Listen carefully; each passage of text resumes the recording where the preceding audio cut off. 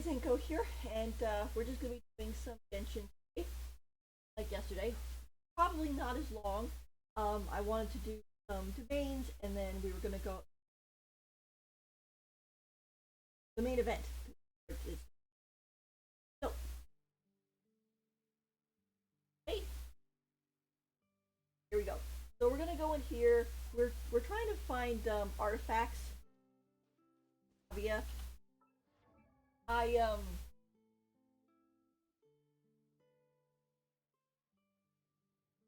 go to her.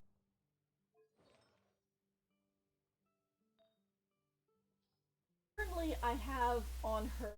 I want this to be crit rate or crit damage. I have the geo bonus back here. I need a 5-star feather. They're fairly good. Or they're not all fully leveled because I don't have enough artifacts to. But my, I also put myself in a little box.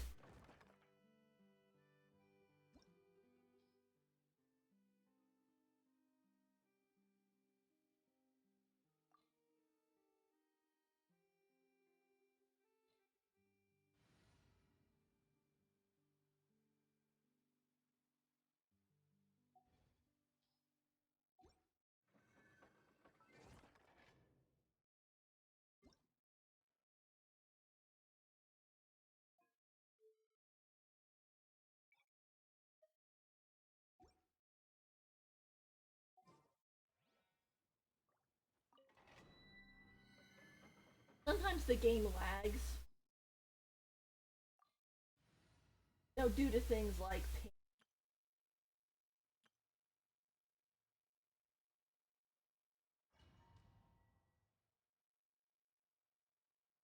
this works. It was working pretty fine yesterday.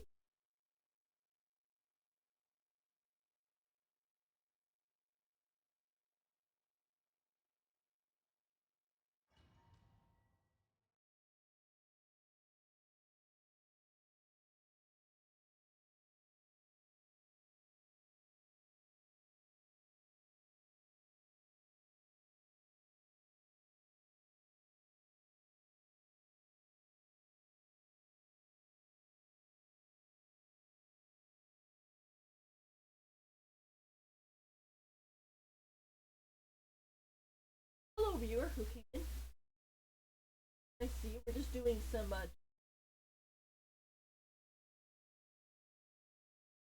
If this thing ever decides to load, ping and lag is awful.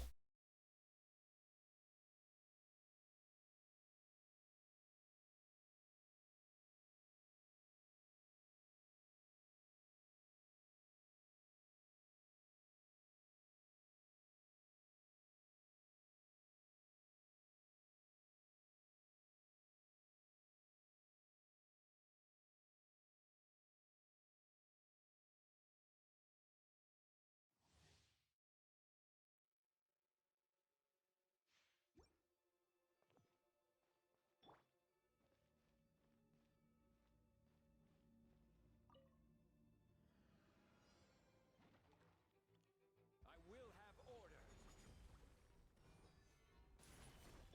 A bitter pill to swallow. Silence.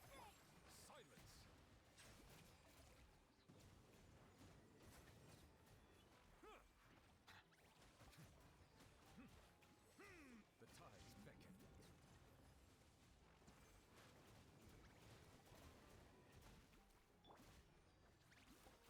Solidify. A bitter pill to swallow. Order guide you.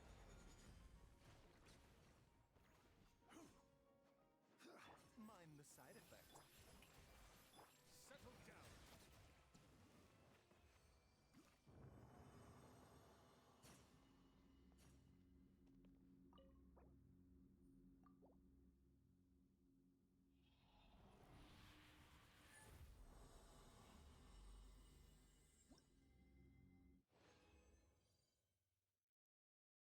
Well, We got some feathers, but not the ones I wanted.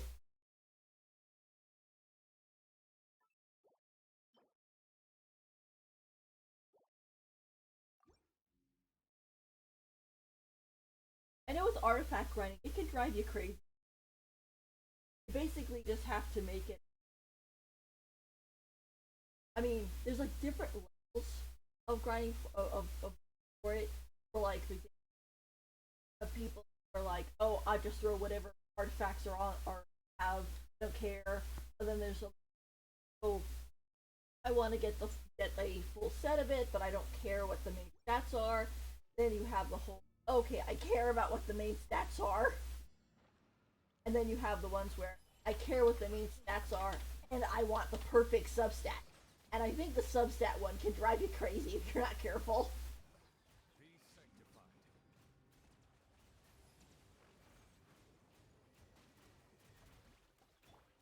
I will have order. Solidify. Bow your head.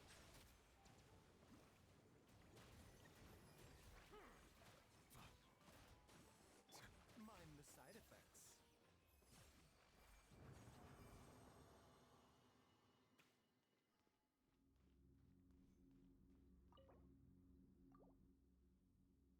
No, it's not going to.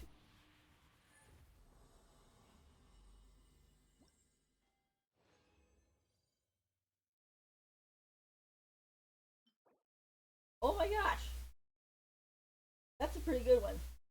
Crit damage. The HP, if it was, then it would be even better. But that's a pretty good one.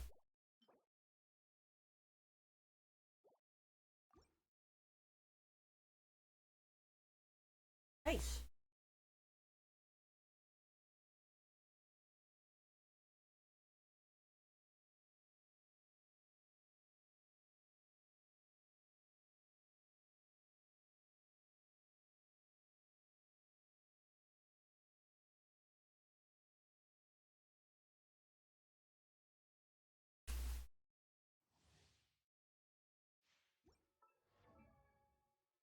Okay, so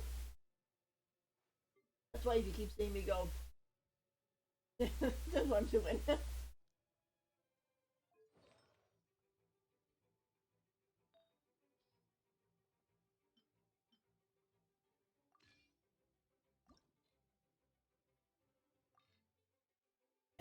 I really like how they did this, updated it. It's a quality of life update. That one and the leveling up the characters and the expedition.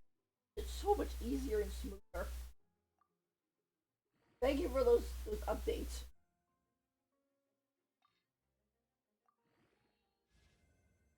Oh my gosh, they let a crit rate too. That's really good.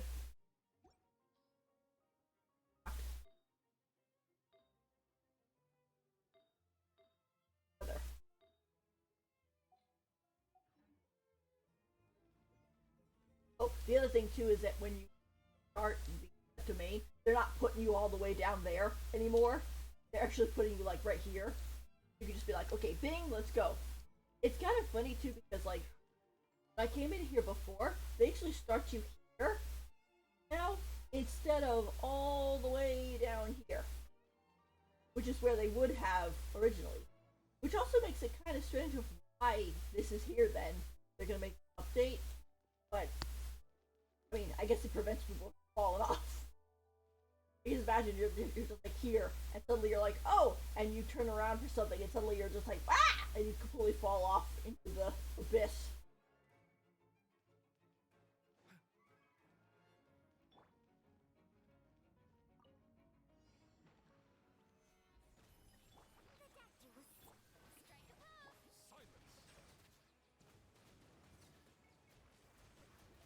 Silence.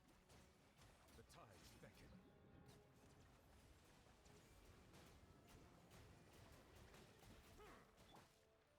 Order guide you. Gather. Settle down.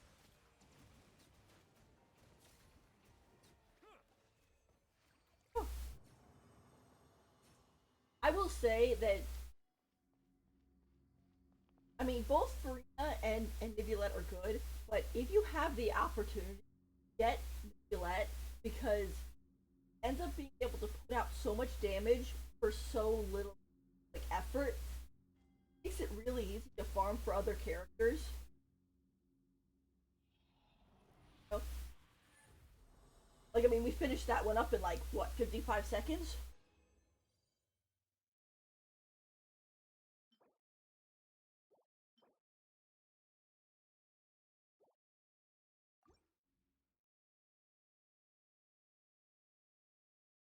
Proper feather, come home.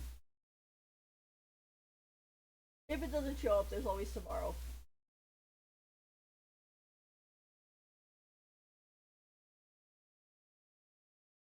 It's kind of funny too on how much the artifacts actually affect your character. It's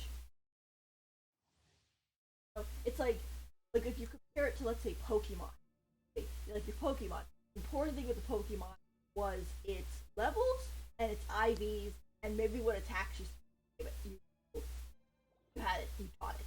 You know, there was the whole thing where like, oh, you could attach a leftover, you could attach a this or that to it, but it like never had any like big major effect. It was just like an extra thing. But with the artifacts, it's like, yeah, you want any semi, you know, decent damage, you need to have those artifacts.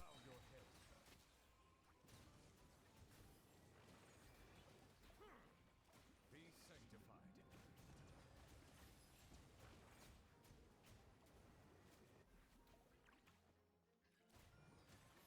This is order. Stabilize. Settle down.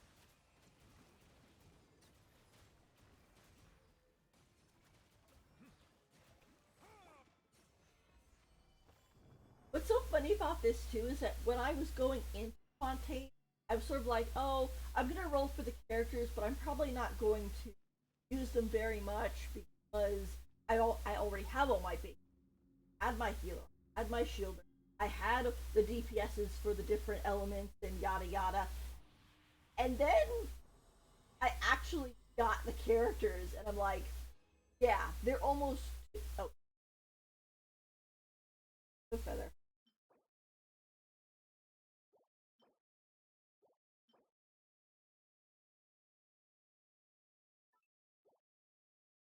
Okay, well I guess that's smart. I mean, I do have some feathers, but they're not 5 stars.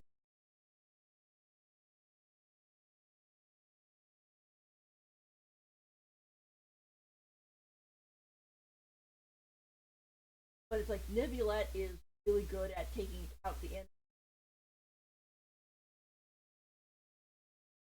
minimum cost. Because, like for example, I mean, he can do majority of his mega damage by holding his attack button.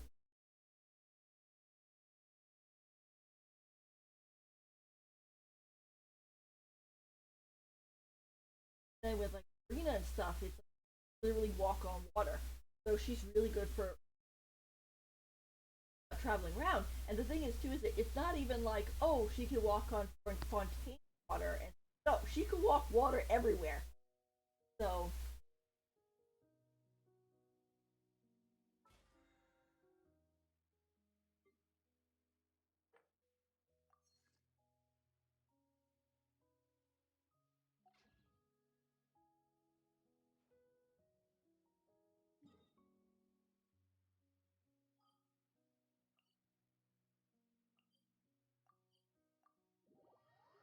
I unlocked the teapot yesterday.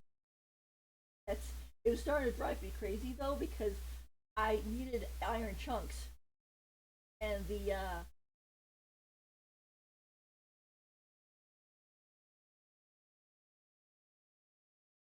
I needed the iron chunks and every time I thought I had enough, I would go into the teapot, use up the chunks, and then it would be like, oh no, you made the wrong lamp, or you need 5 more chunks, and I would be like, and I think I went back and forth 6 times farming iron chunks from all over Leeway, and I'm just like, I'm going crazy.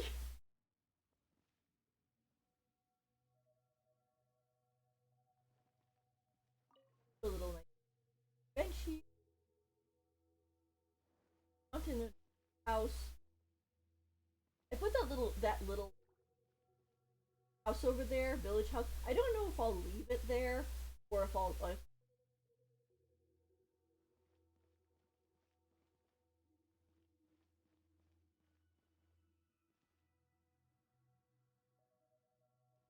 I really should put the stove.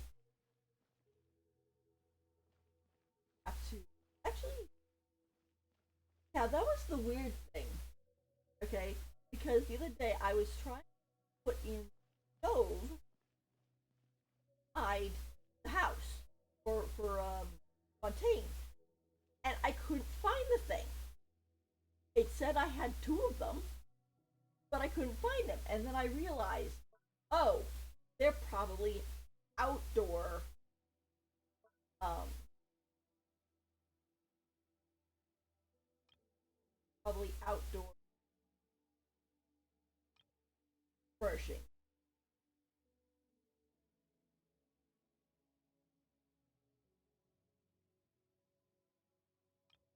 Yeah, here they are. So they're outdoor. So here I am, looking and going, holy cow, is the thing glitched? Where are they? And it's there right there.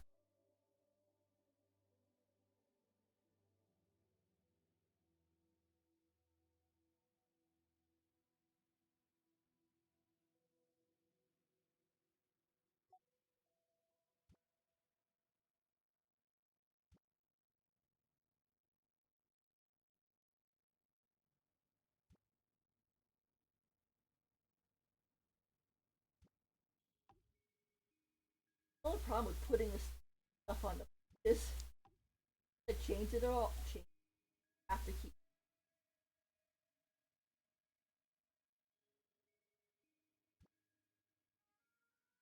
back and forth. This is why I put the flower boxes there. So I can line it up if I need to.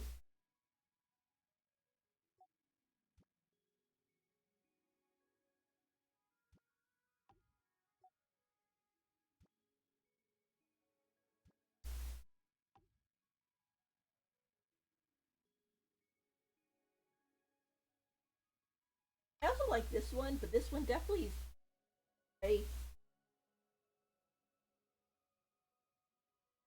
Sometimes I wish some of these doubled as both inside and outside.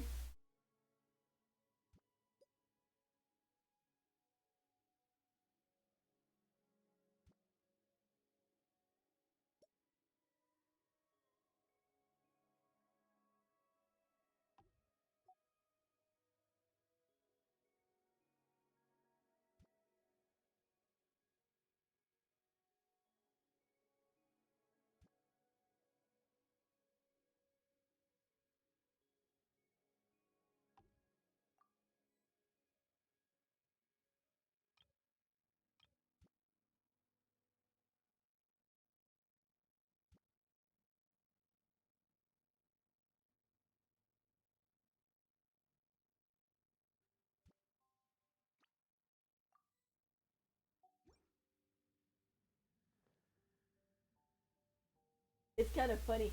Nivulet likes this set, and the other day I invited him to the set, and he basically started talking about, oh, how the water in how this fountain looks like the fountain of the sea, and he's sure the water probably doesn't taste the same because it's not actually Fontaine water; it's hot water, and how people still say it would have the flavor of the Lucy fountain because of the design. And then he proceeded to ask, "Can I? My cup's empty. Can I fill it up from your fountain?" And I'm like, "That fountain is probably really dirty. Like birds would fly by and poop in the fountain, and ducks and people's cigarette butts and things. You do not want to drink out of that fountain."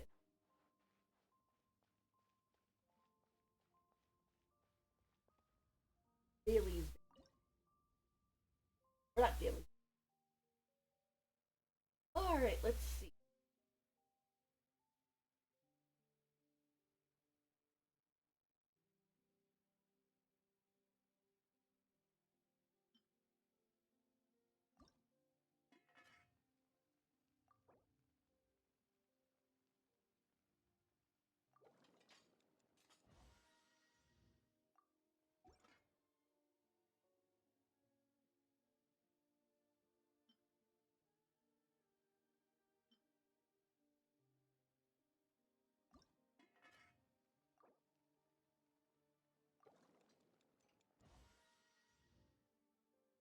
think those are just.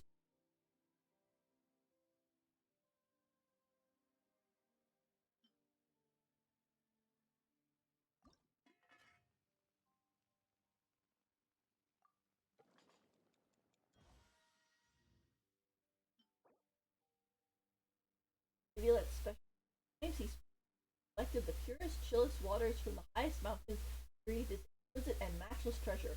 Though it does have a refreshing quality. Flavors to the discerning palate.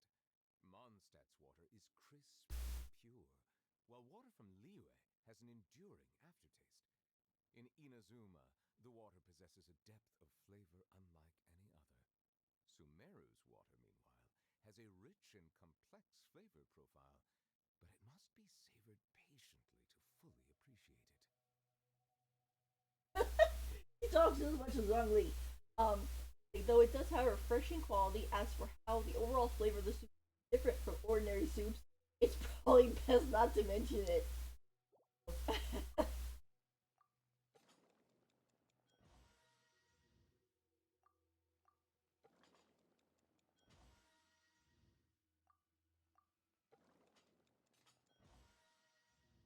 Nivulet and his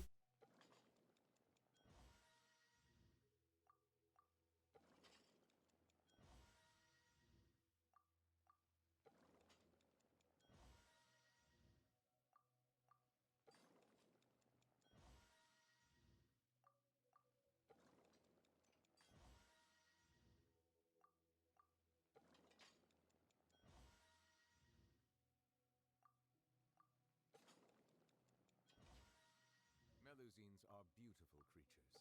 They are the pride of Fontaine. Be sure to befriend them and cause them no harm.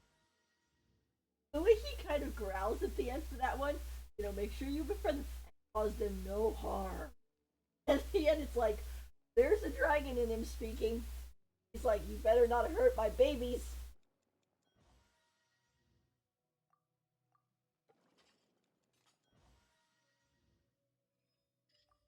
It's kind of interesting about the whole connection of Nivulet with the Melusine from Elinas, who is a dragon and is Durin and Albedo's mother, and yet Elias is from Conria. Okay, so he's not Fontaine, and I mean, I guess you would consider him still a dragon, So I kind of wonder if it's like, is Nivulet taking care of the Mel because he feels a connection with them because they came from Elinas, so they too are kind of like dragonkin, but aren't in the form of dragons. Because like Nivulet makes mention about how, oh, I was reborn in this form after 1,000 years after he died or whatever, and and he's like, I wonder why I was born like this, and so on and so forth. I know some people kind of mention or kind of wonder if he can do um he can still transform into a dragon, which I mean he might be able to. I mean, I don't think he was able before because he didn't have access to all of his powers. But then after he access, yeah,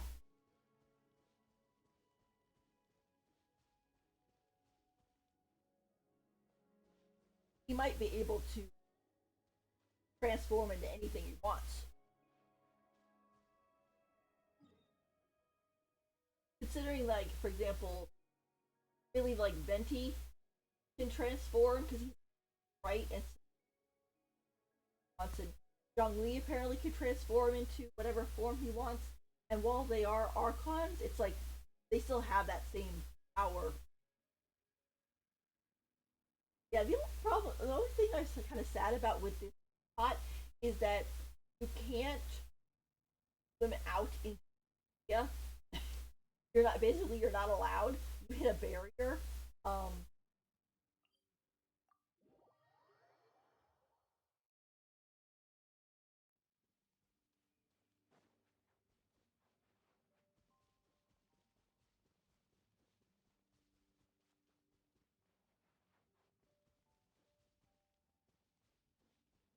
created this barrier, and so you're not allowed to go out there and swim around. The only swimming you can do is when you basically take the train. Hang on 1 second. I'll be right back.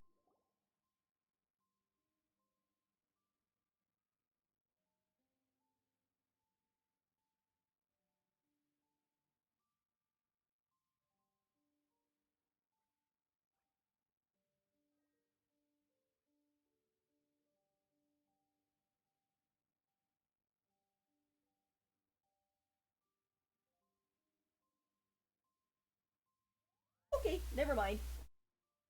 It I heard the phone ring, but apparently it was a salesman. There have been tons of salesmen lately because of, I guess, this, and they're all like, oh, people are going to be home. But the trick for that is don't pick up the phone, because the second you pick up the phone, it's like it's sent to B. They get a signal, or, you know, to all the other telemarketers that, oh gosh, they're home, and then they start calling you up the wazoo, basically. All right, got that.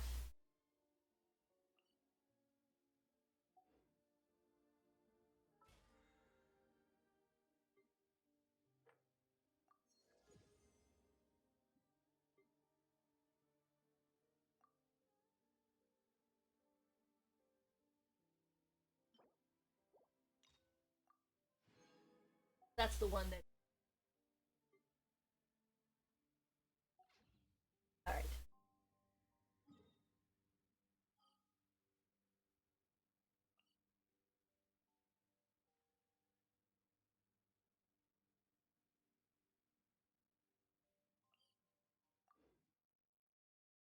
Um,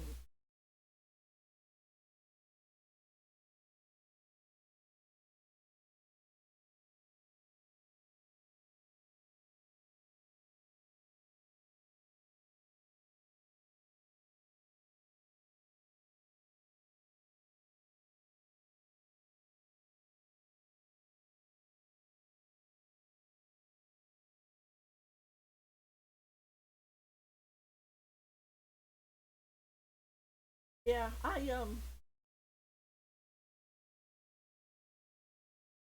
sometimes I buy because with the battle pass, I was just collecting, and I only purchased the $1 one this time.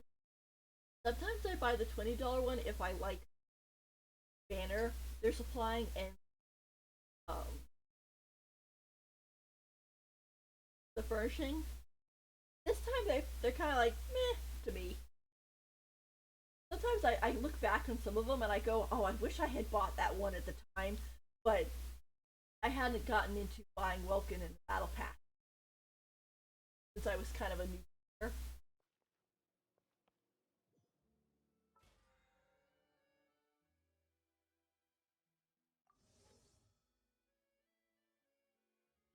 Like with this one, like, like this one's okay. I'm not super thrilled.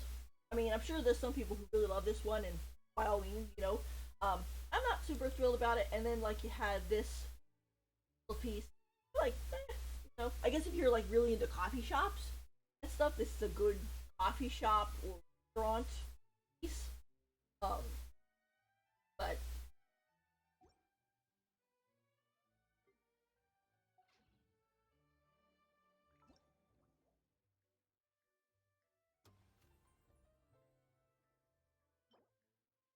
flourishing, a little book that's cute.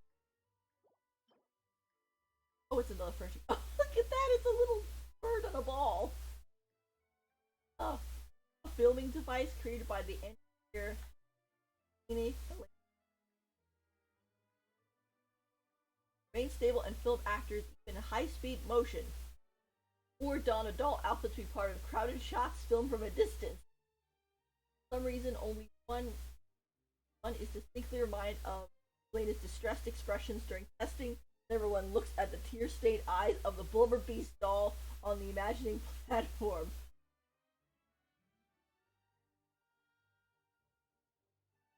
It's cute though. Alright, where's the quest?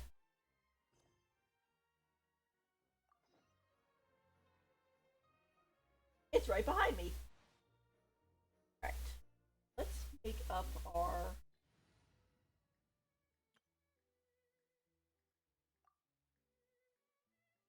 I like have whenever I go into like story quests and things like that, I like having the traveler in my party or the head because I mean he's the main character.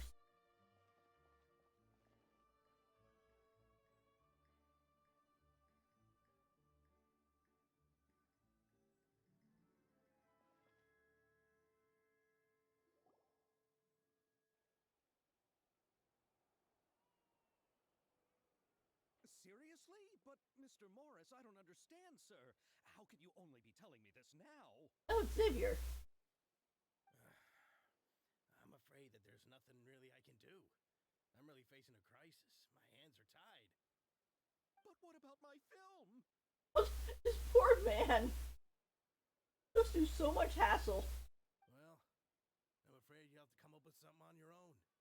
Take it from me. Sometimes you just have to let things go. Same goes for this film festival. Uh oh.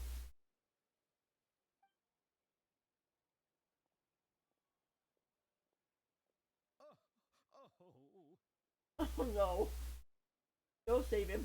Hey, isn't it Xavier? So he's back in Fontaine now. Why do you say his name is Xavier? Maybe that's the French. Maybe that's the French pronunciation. Javier. Oh, why, if it isn't the dear traveler and Paimon. I really didn't expect to bump into you here at this time. You know, I think this might actually be the first time he's voiced. Because we ran into him in Inazuma a couple times. I think he was the one that helped us with the whole Terasuna bit. Um, and then we saw him in filming some films and stuff. I think this is the first time he's actually been voiced for one. How have you been? Well, I was doing just fine until I received some terrible news just now. The investor I was working with for my upcoming film has fallen upon some hard times and is no longer able to provide the promised amount of funds. Uh oh. Can't you just find a different investor? Unfortunately, that's not how it works. We had signed an agreement specific to the Fontanalia Film Festival, stipulating that I cannot work with any other investors until the festival is finished. Oh my gosh, that's a horrible contract. Get Zhang Li in here. Forget, you know, in fact, get Yan Fei. I'm sure she'd probably be able to be like, yeah, no, this doesn't work. The Fontanalia Film Festival? What's that?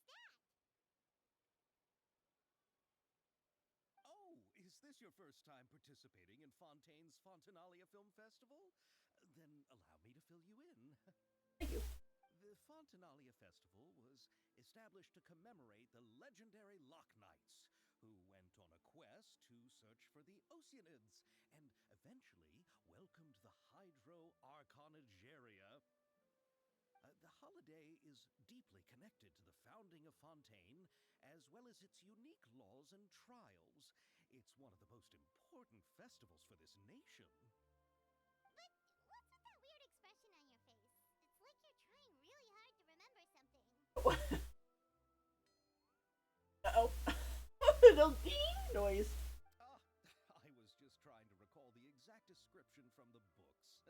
In order to avoid any, unnecessary arguments over semantics, I usually try to recite things straight from the source. Oh, who's been giving this man a hard time on that? He wouldn't be doing that unless somebody usually pops up out of the bushes to complain at him. Well, either way, Paimon thinks she gets it now. It's just like the Windbloom Festival in Mondstadt and the Lantern Rite in Liyue. And this makes me wonder if this is gonna be like not an every year thing, like Lantern Rite, but like every other year. You know, because of I think the 3 years we've done Wind twice, and Lantern Rite we've done every time. So I kind of wonder if this is the start of a new thing. It would be cool if it is. I like kind of like reoccurring like main events for each one because you kind of start relying on them, and they're fun. You get to kind of see how's everybody doing in an update. Yes, those are festivals of a similar variety. Who doesn't like a good festival? And just like those of other nations, Fontaine will hold a plethora of events around this time each year. To commemorate the Loch Knights, people will imitate them by putting on special costumes, raising golden cups, and going door to door asking for pure water. Sure. But a few years ago, Lady Farina started to find the whole idea a little drab, and so decided to change the part about pure water to sweets. Oh. So she's making people go trick or treat.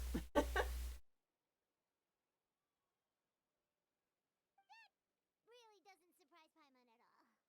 The whole thing seems more akin to a carnival now, and it's quite popular among the kids. Every year you can hear a bunch of them saying, "Trial or treat." Yeah, that's right. It is trick or treat. Oh, that sounds pretty fun. But how does that connect back to the film festival you mentioned? Ah, yes, it appears I've strayed off topic. I just got too excited after seeing you. Let me get back to the point. The Fontanalia Film Festival is an event proposed by the Fontaine Film Association this year. Now that film technology has matured as a medium, it's the perfect time to introduce more people to the art form. During this time, people may submit films to be evaluated, and the entry with the highest score will be given the Farina Award by the association. You know, the thing is about with the whole thing with Farina, I'm glad that it seems like after a little hiccup, still like focus, because like it's one of those that you had Focalor and you had Farina, and then you had found out the whole thing with Hydro Archon, maybe like getting back his powers and so on and so forth. And I know some people in the fandom were worried about, oh my gosh, is Farina not going to count as an Archon anymore? Did she ever count? Are they going to like toss her out, and so instead of her showing up with the other Archons like Venti and Zhongli and stuff, is it going to be Nivulette and so on? And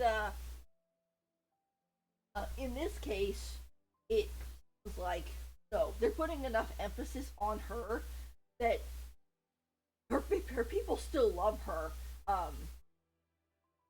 Even though she's not the one in charge anymore. Nivulette. Although technically, I guess you could say that she was almost never in charge. Nivulette was always in charge. Considering when we showed up, they said that like they viewed Farina as more of like an idol versus a actual person in charge of the country. They looked to Nivulette for Nivulette. The what award? Oh, Paimon, don't be mean. The Farina Award. You know, after the Hydro Archon. They coined it while Lady Farina was still in power, but even though things have changed, no one has made any motion to update the name. Perhaps everyone still thinks of it as a pretty appropriate name. Even though she isn't the Hydro Archon any longer, Lady Farina is still Fontaine's superstar. Anyone with eyes can see the way she shines on the stage. And this is important because so many people were worried about her getting, just kind of like kicked to the side in the story. It's like, no, she's still very important. Just not, ruling over anything anymore, which was probably for the best idea because with her kind of how she jumps around a little bit in the Flights of Fancy, Nivulette is a little bit better, solid person to be reliable about the country. Alright. Guess the name does work pretty well when you put it that way. Oh, but who would have guessed there'd be an issue with the funding? How will I ever explain this to Miss Chiori? Not to say all the other actors who traveled all the way here from Inazuma. Ah, look at that. There's the. Yeah. I don't know how to say her name. Ebuse? Something like that. In the background. Chiori? Sounds familiar. Where have we heard that name before? Moonstar. Yes, that's her. I asked her to oversee the event's art direction, including the design of the actors' costumes and appearances.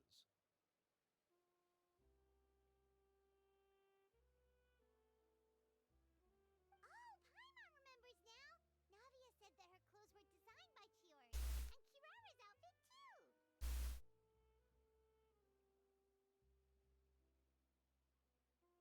How to describe forceful when it comes to dealing with people. The fashion world in Fontaine has dubbed her the Thundering Seamstress. Considering that she comes from Inazuma, I am not surprised. Her remarkable designs have led many Fontainians to become very interested in Inazuma. Anyway, Chiori is acquainted with all the actors I've invited from Inazuma. Without her help, I don't think I would have been able to get such an international cast for the film. She really is a kind soul. The interesting thing what he just said about, oh, it's made Fontainians interested in Inazuma. I believe in Japan, France is like one of the countries that they really want to go and visit and stuff as like tourists. Kind of see a little bit of this in the Pokemon franchise where you got to X and Y and it was like the way the generations for Pokemon worked was the first 4 generations were just places in Japan, and then the 5th was New York, and then the 6th was France. And it's a really beautiful game. People complain about the story a little bit, but it's a really nice game. I think it's the first one that was actually kind of the 3D CGI instead of the 2D art and stuff. But anyway, getting back on track. Who are the actors from Inazuma? Do we know them? Why don't the two of you accompany me to the Aquabus station to welcome them? Judging from the time, the Aquabus should be arriving shortly. Chiori will be waiting to meet me there as well.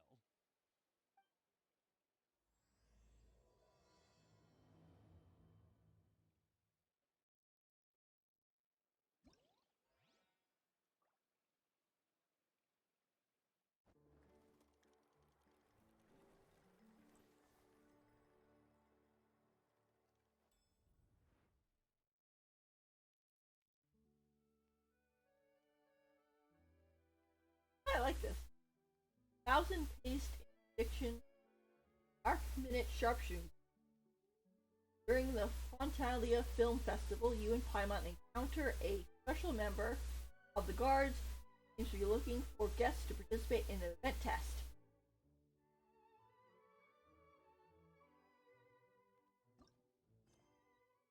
Oh. They really did, I was gonna say, I was like, wait a minute. They usually don't open these types of quests for the other extra little events until you finish up this one. Before we do that, I want to go see this.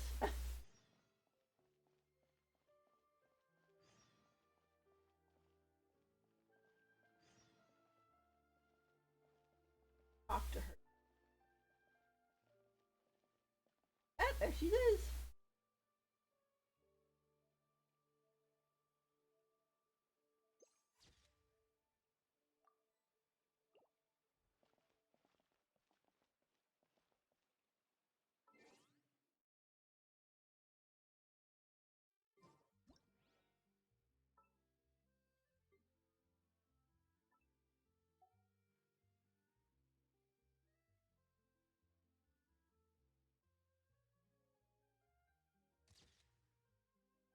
Is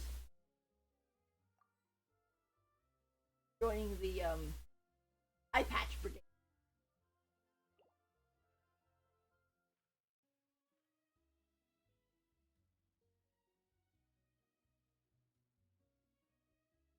Mark. Gato.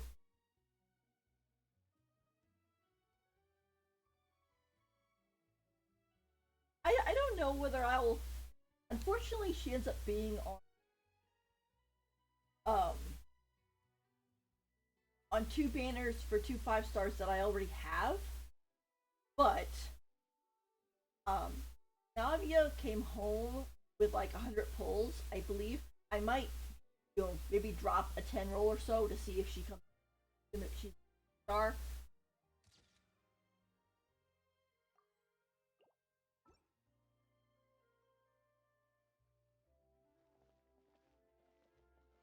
Because I really don't want to miss out on getting a 4-star, although I'm sure she'll be on.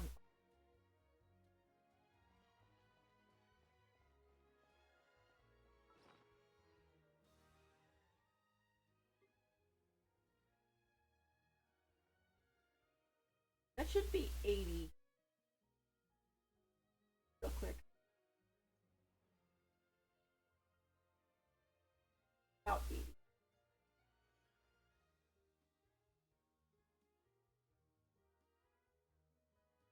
$87. So Navia was nice because I had 180 saved up for Navia with hope I wouldn't have to use it all. And yesterday I rolled 50 fates and I got Diluc, and then I rolled another 50 fates and then I got Navia. Left me with about 80 fates from the 80 I had, which is good because this gives me a boost for Arsenio.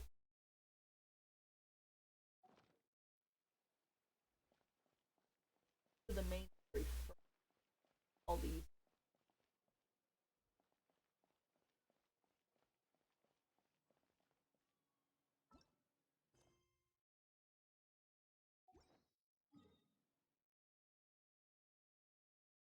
Oh, going to the center here.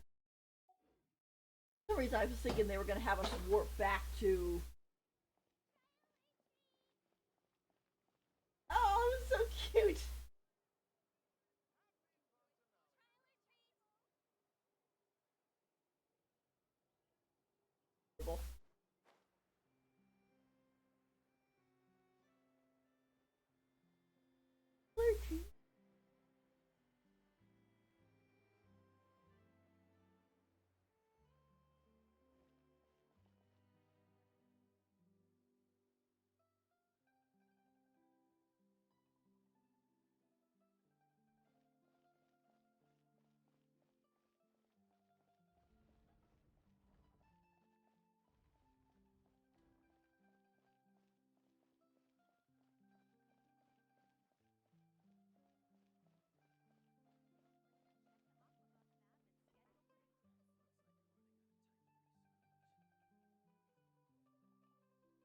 I was gonna say, which line are we going to? Um, it's kind of funny. I did Navia's story quest yesterday, and I had seen that of the Navia line, and I was like, oh, what a coincidence, right? And then we found out, and then she started talking about it, and found out that, well, her dad was named Callus, and her mother was named Clementine. So the three lines are named after them, and I was like, oh, I didn't realize that.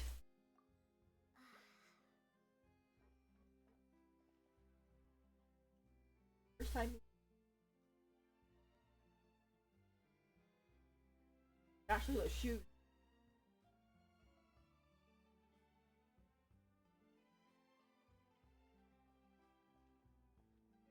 Miss Chiori? Your talk with the investor sure went fast. The Aquabus hasn't even arrived yet. She's kind of cute. Oh? And who are they? It's like someone who actually doesn't know who we are. Allow me to introduce you. This is the Traveler and Paimon. Pleased to meet you. I like her voice. Likewise, we've heard the owner of Chioriya Boutique is a skilled seamstress, so it's a real pleasure to finally meet you in person. The way Navia's wardrobe comes together is really exceptional. The concept of Kirara's outfit is really original. Why, thank you. I strove to create an outfit that matched her high social station as the demoiselle. So tell me, what happened? I can tell the conversation didn't go quite as expected. Well, it's like this. Her hair design is also really. Unfortunately, I might end up having to skip her though if she's in 4.5 like people are thinking, because I want to make sure I have enough saved up for Arsenio, which 4.6. Oops. It's just a big S.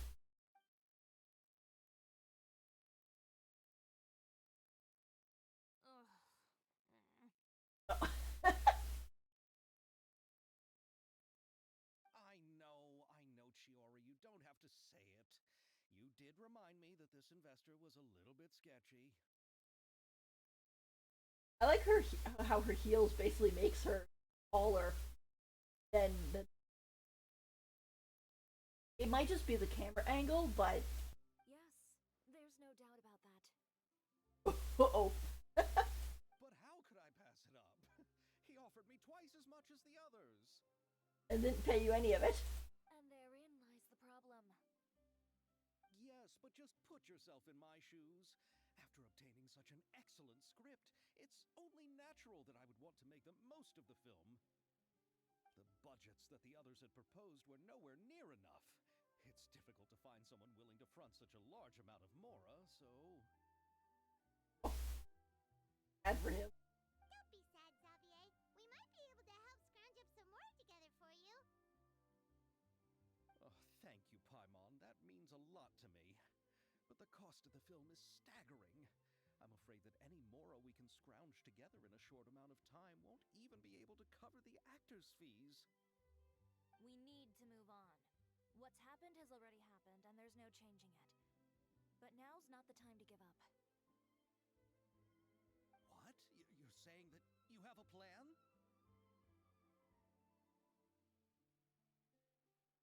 No, that's not what I mean. I'm simply saying I wouldn't give up just yet. The actors I recommended aren't just after Mora after all.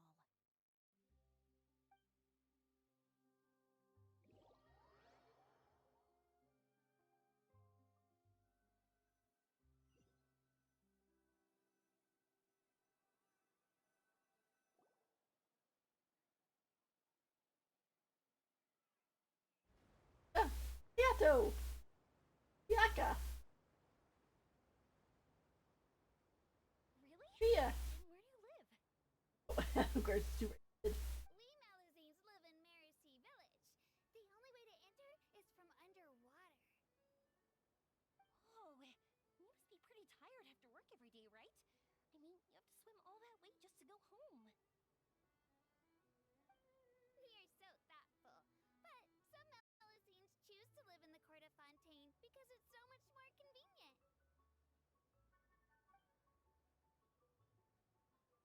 This is our stop. Hey, Yato! We've arrived, but I haven't even finished chatting with Abel yet. I also enjoyed Abel's introductions to Fontaine along the way. Everything you described was so clear and detailed that we can't help but want to hear more. Thank you so much.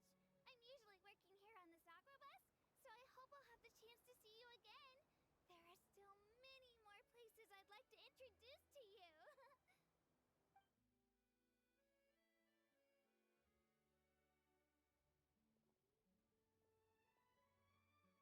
Welcome to the Court of Fontaine.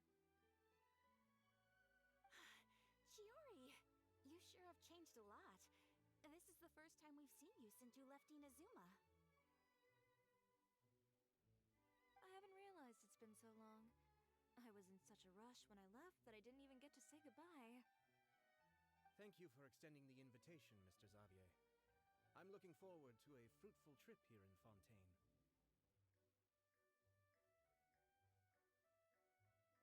It's an honor to have the head of the Kamisato clan visit us.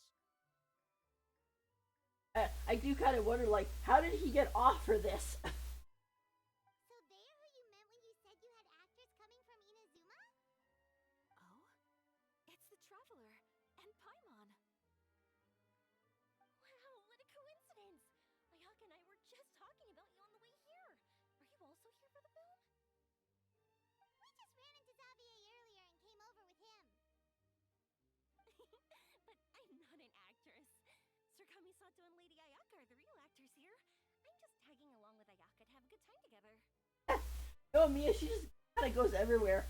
Like, we may see her in Inazuma, then we see her in Subaru, now she's here in Fontaine. I thought I would always get the lead role. About that, I mean, how was I supposed to contact you when I was making preparations for the film? I figured you were probably busy, and I didn't want to disturb you. They are pretty busy. So I could only keep you in the back of my mind while I sought other actors to play the lead I've been thinking about a surprise reunion with you during our trip here, but you still managed to surprise me first. Oh, so you all know each other already. My, what a coincidence. What are the chances everyone could be brought together here like this? Why don't we go to Hotel de Boer and catch up over a meal? I've already made a reservation. Huh? Did you reserve 2 spots for us too? Yes, of course, of course. I'll be sure to tell the boss to serve a few more delicious dishes just to make sure there'll be enough food. Very well. Then please, kindly lead the way, Mr. Xavier. I'm going to hope that Ayato has a bigger part to play in this stuff and not just, oh, we see him and then he goes into the background to basically work and then we don't see him again until the end of the end of the event. It gets very frustrating.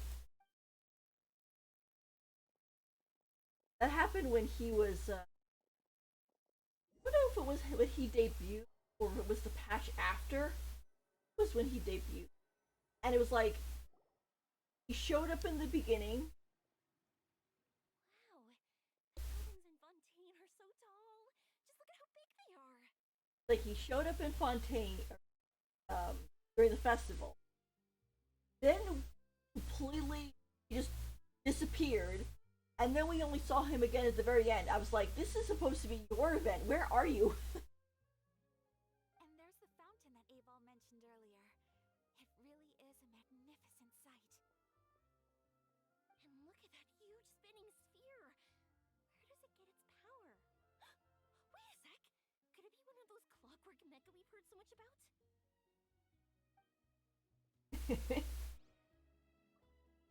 They're definitely doing the, oh my gosh! I think I'm gonna switch my.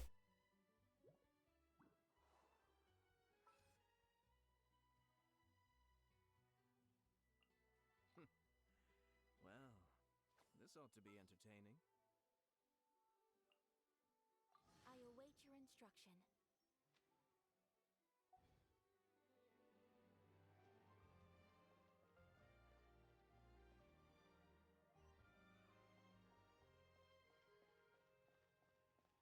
I mean, technically, there's gonna be a whole bunch of characters in this event, so.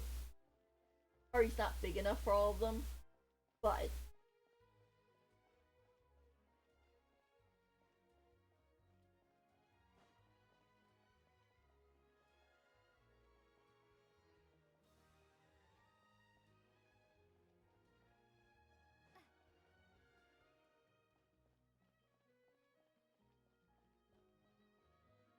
The main events are always so much. I mean, I think all the events are. The main ones really get into the whole meat of the story.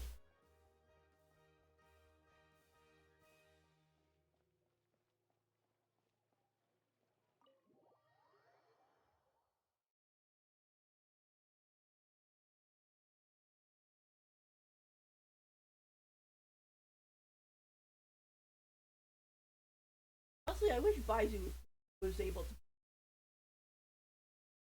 bigger parts in events. It tends to get pushed. So this is what food from Fontaine is like. Oh. It sure is different from what we have in Inazuma. How should I describe it? It seems like you have to go through a lot more steps to make them. And the flavor has many layers too. I like. Yes. When I first went to Inazuma, I actually thought the food there tasted a little too bland. It took some time for me to get used to it. Oh gee, like insult our cuisine. Then again, this is French cuisine, so it's like it's supposed to be known as like the most richest food of the world. Let's get back to the purpose of this trip for a moment, shall we? How have preparations for the film been coming along, Mr. Xavier? Oh, maybe that hit Yato's little sensitive button for that. And Well, I've already assembled most of the film crew, a lighting specialist, a prop manager, and a costume designer.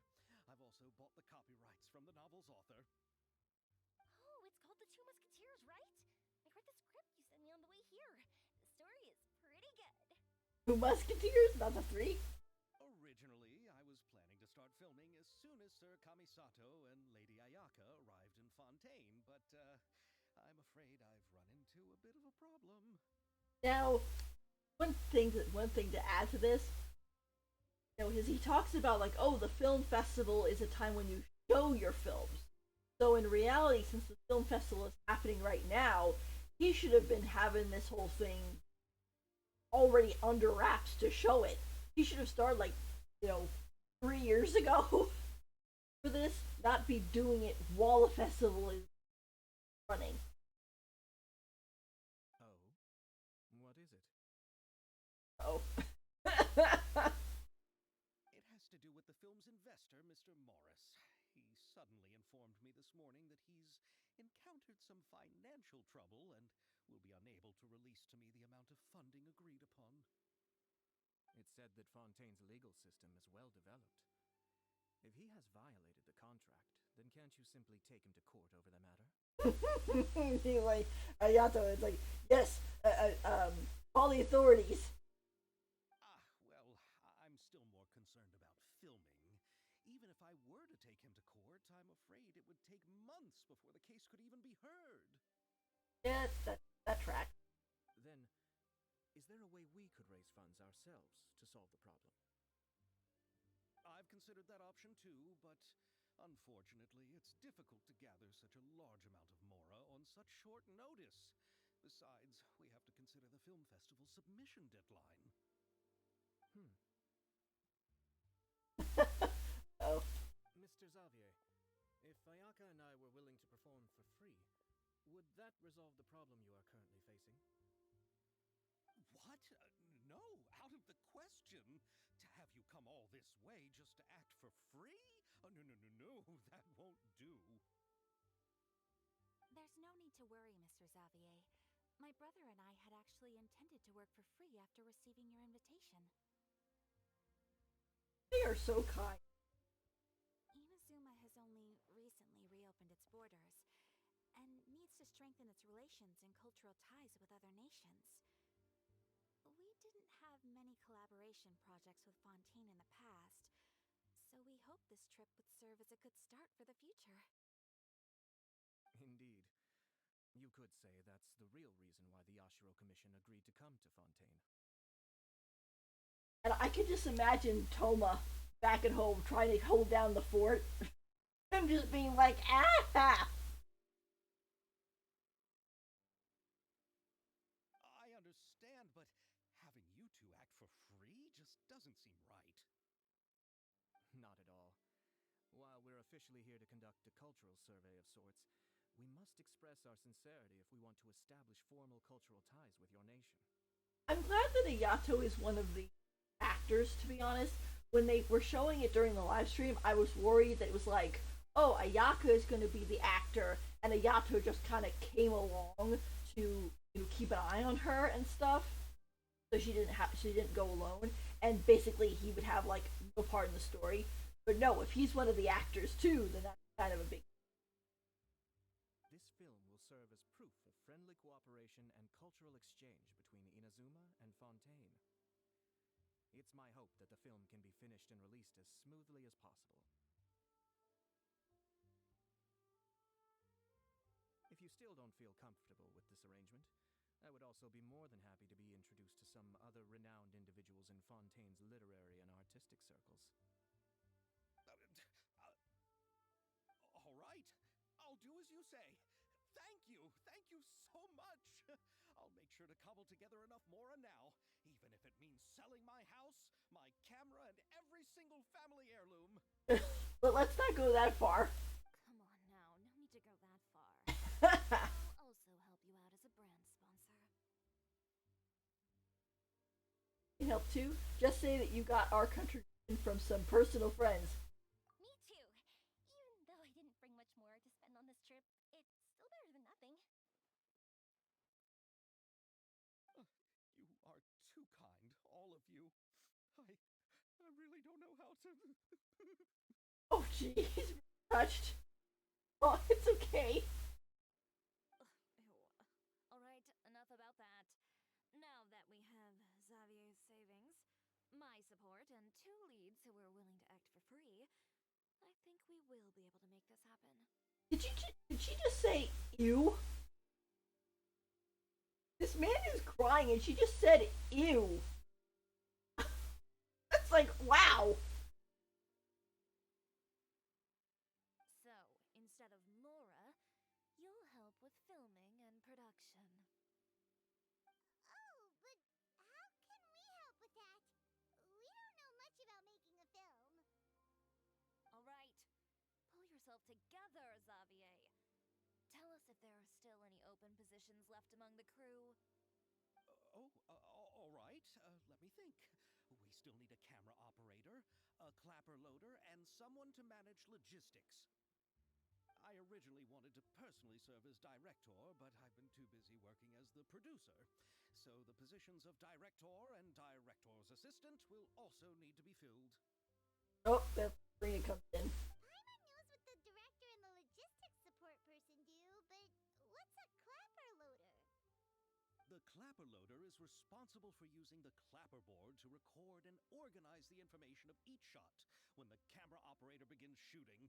The work requires both patience and careful attention to detail. A clapperboard? Oh, you mean the thing they hold that goes clap whenever they start filming? Action! Yes, that's right. Are you interested in that job? For sure! Paimon's always wanted to try that. Alright, then you'll be our clapper loader. I can find someone from the store to help with logistics. What do you think, Xavier? Fine by me. As for our camera operator, I was thinking of letting the Traveler take the role. Oh, she's great when it comes to using a camera. Paimon can't even count how many things we've taken photos of during our journey. I was just taking a photo before we came over here. Yes, that's also what I was thinking. I noticed the Traveler had an eye for photography and composition when we worked together previously. I'm sure that's due to the traveler's journey across Devat and all the places they've seen. After so many adventures, using a camera must be second nature by now. Ayaka is so pretty. So I mean, her outfit right now is of course beautiful, but she herself is just a really pretty.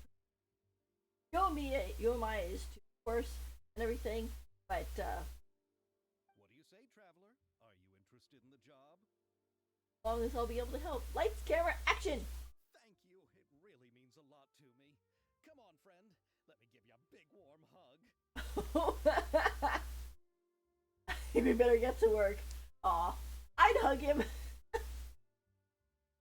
He deserves a hug. So all that's left for us to find is a director and an assistant. Oh, me! I want to be the director's assistant. All we need to do is help the director, right? I can handle that. And they're like, me. All right, then all we need is a director.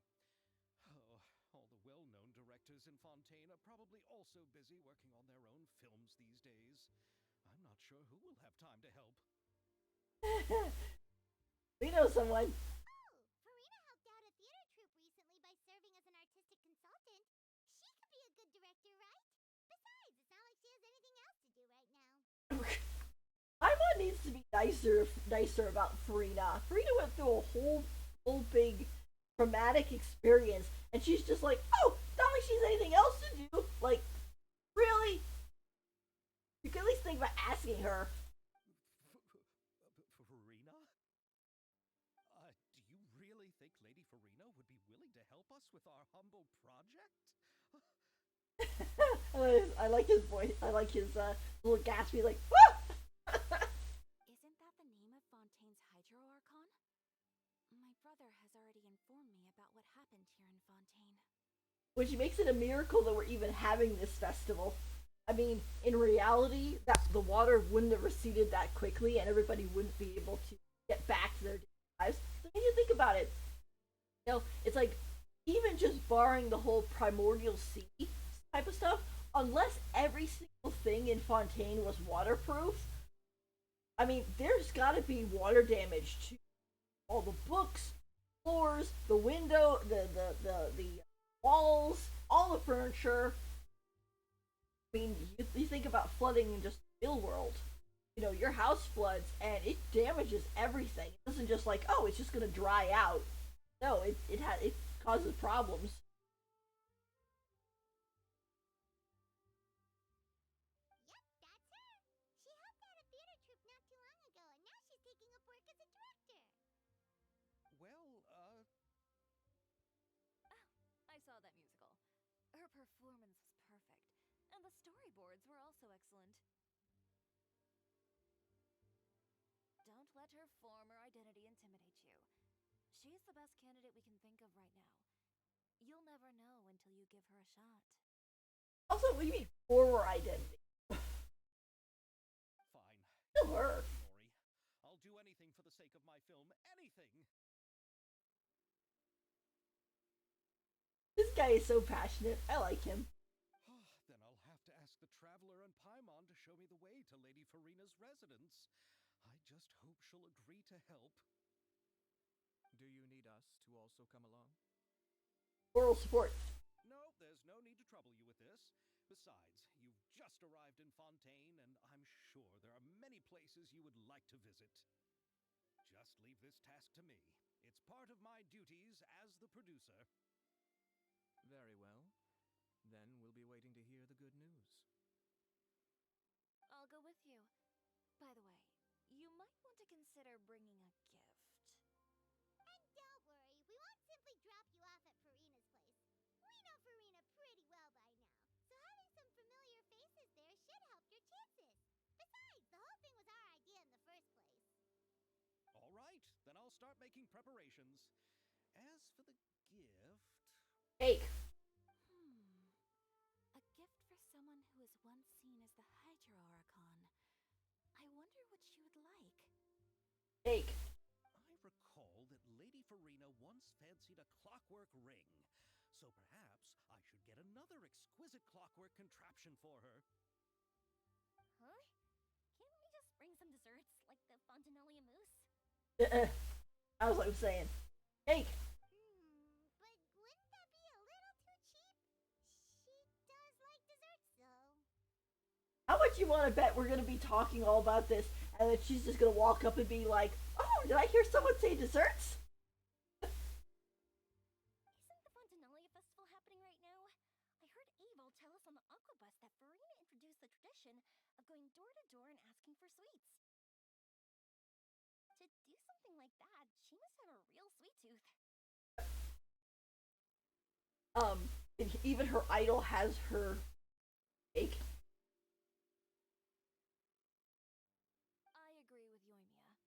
If the gift is too fancy, it might actually make her feel more uncomfortable. Alright then, let's go buy some Fontanalia mousse.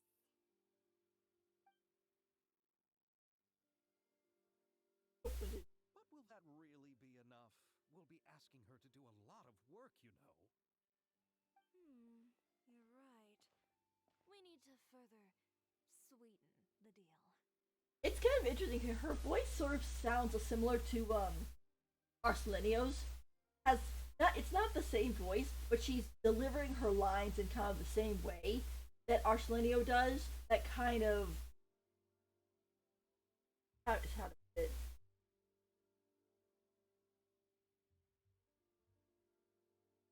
Oh, you're the traveler. Type of way at the end, which it's nice. But I just find it interesting that she's also doing that same type of tone. Huh? You want something even sweeter than Fontanalia mousse? I don't think that type of sweet. Yes, we'll need a gift that's sweeter than any dessert in the world. Well, what could that be? Your words of praise.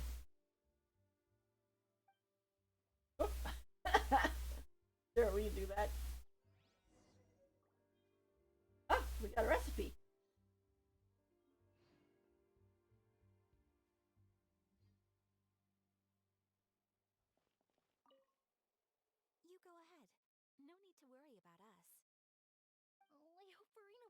It's sweet prepared.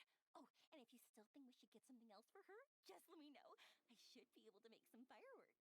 Oh, yeah, like yeah, it's. I kind of wonder. It's like Yoimiya will double as the assistant director and the pyrotechnic specialist.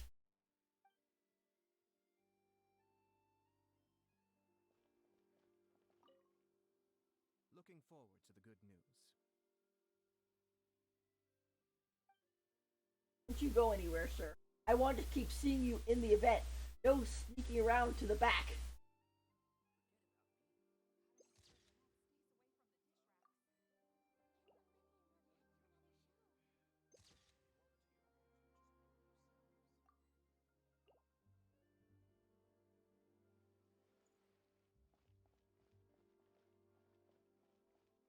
Macaroon recipe.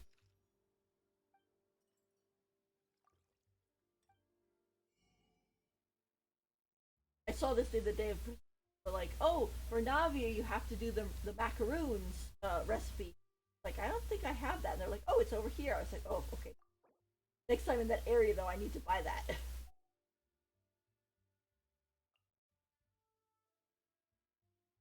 Like, I get.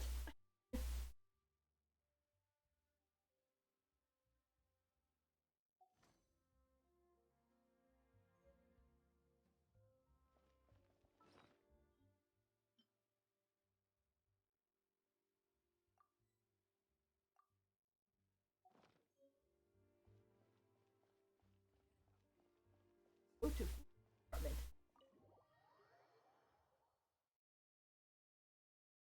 It's kind of interesting because it's like Farina ends up sort of getting what Zhongli and I guess even Venti kind of this whole thing of oh blending in with the people and you know not having to worry about things. I mean, like Zhongli tired because he knew he was getting older and didn't want to um, stress his situation for it was like it was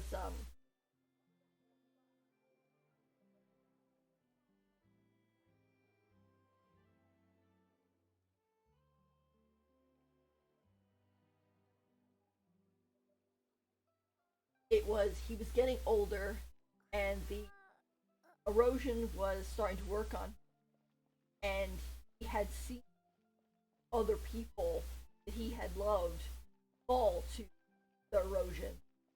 Like for example, Azdaha. You know, Azdaha went insane basically, and they had to seal him so that he wouldn't hurt the people of Fontaine. You can imagine with Zhongli just standing there going, thinking about how if he's not careful, uh, one day he could wake up and just go insane and start hurting all the people that he had protected for so long.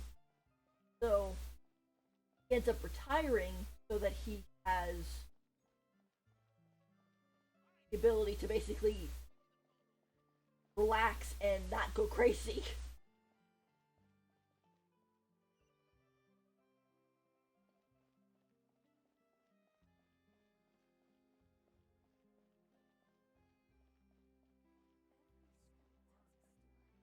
What kind of surprises me is the fact that Farina goes through that whole thing and they like prove that she's not the real Hydra Archon and so on and so forth, which kind of is like technically she wasn't, but technically she still was because I mean she was a clone of Focalor.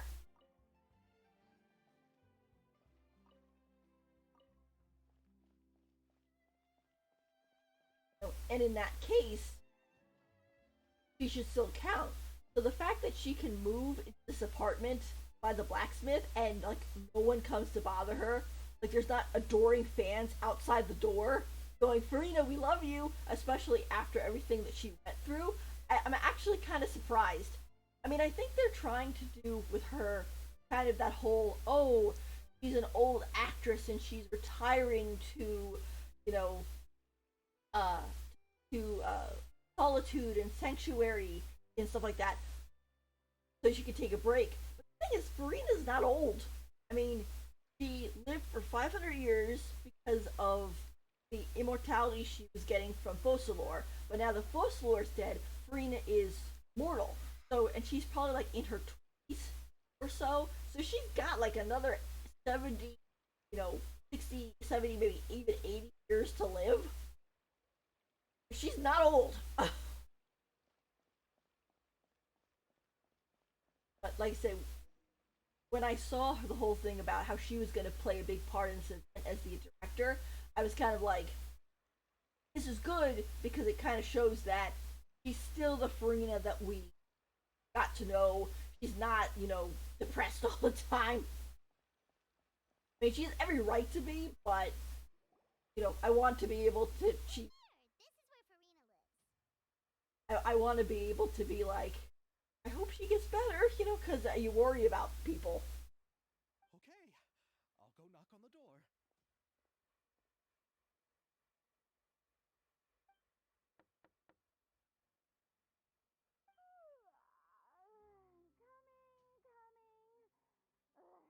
Seriously, who's knocking before afternoon tea? Huh? Who are you? No. Lady Farina, please allow me to introduce myself. I am Xavier, a film director. Hello. Oh, is that the traveler in Paimon I see behind you? And who's this? She's like, okay, unfamiliar face, familiar faces, another unfamiliar face. Who? Like, you don't know who this is? I'm Chiori. Ah, the one from Chioria Boutique. Hello, hello. So, what are you all doing here? Do you need something? She's got us pegged. Whenever we show up, we need something from her. Did you just get up, Farina? It's already past noon, And Paimon, try to be nice, remember? like, whack Paimon down. Paimon, don't be a jerk. Huh? Paimon means the weather is so nice in the afternoon and the sun is so warm. Just like how you make us feel. Sleeping in late is a really smart idea. That maneuver, it was like, whoosh! They just slid over like they were moonwalking. Or on a conveyor belt.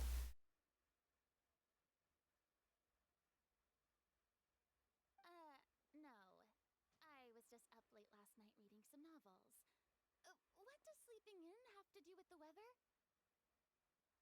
Technically, it does have a little bit, because I mean, it is feel very nice to like be able to go and take a rest and everything during when it's raining or in the afternoon. When you have a chance, it's just very relaxing. This is a small gift we've prepared for you, Lady Farina. We hope you like it. No need to be so formal. I'm just a regular person like everyone else now. Oh, Fontinalia mousse?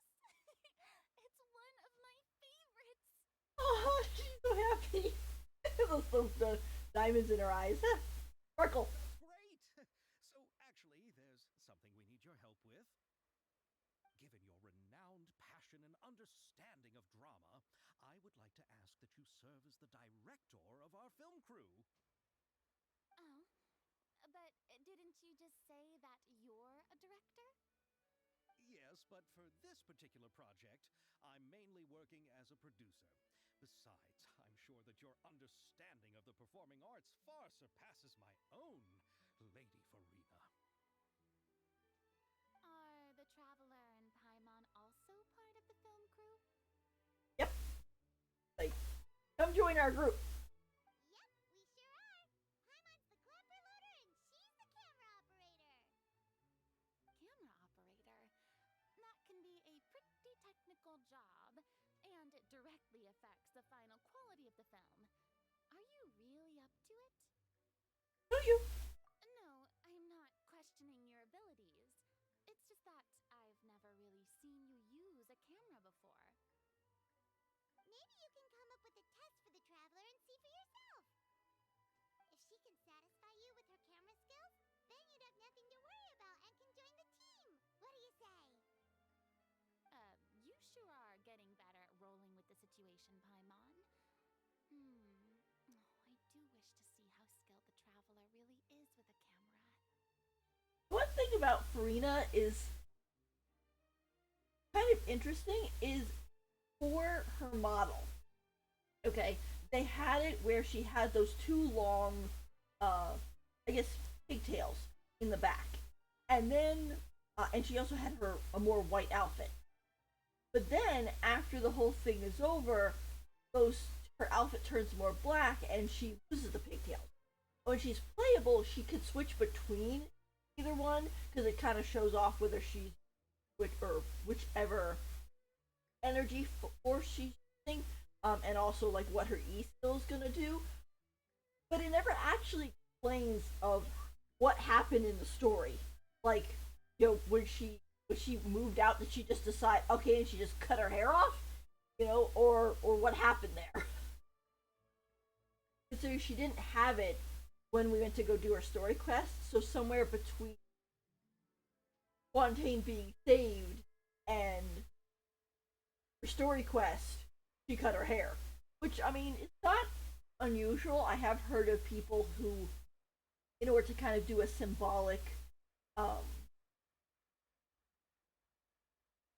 a symbolic new start or cleansing, like after a bad breakup or something like that, they'll cut their hair to kind of be like, okay, I'm gonna get rid of the old. But the fact that she can kind of still switch into that mode as playable is kind of interesting. Alright, how about this? We'll work with what we have. I'll give you some scenarios and see if your work is up to my standards. Whatever you say, Director Farina. Very good. It's essential for the camera operator to understand the director's vision. I'll make my decision after seeing your work. Are you ready? I have high standards, you know. Yep, I'm ready. Okay, grab the camera and I'll give you a scenario. Oh, gee. She's like, pop up, here you go. Boss of remote workshop and has always been proud of her forging machine, as it can not only precisely control strength of temperature, but also takes no effort from blacksmith. Let us film a promotional video for her workshop. Remember to emphasize the superiority of her forging machine. Okay.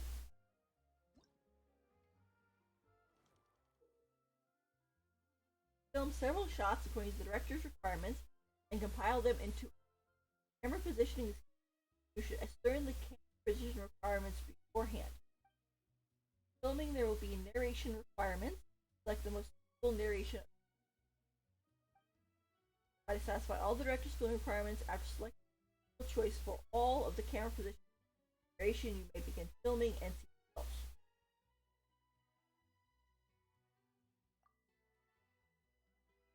In the Core Fontaine workshop is a weapons workshop.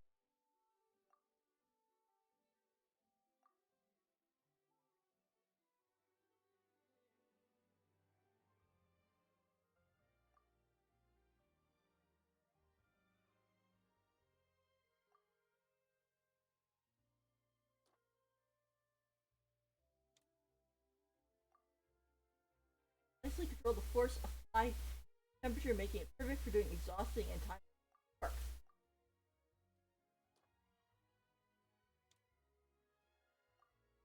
This machine workshop I still can enjoy HD.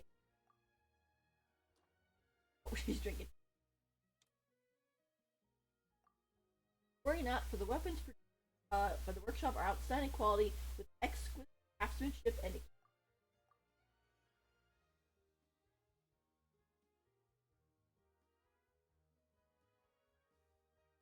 yes, these are supposed to be weapons.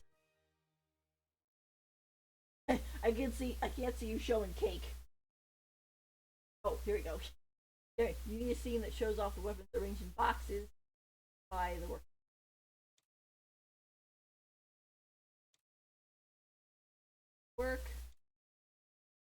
Oh, okay.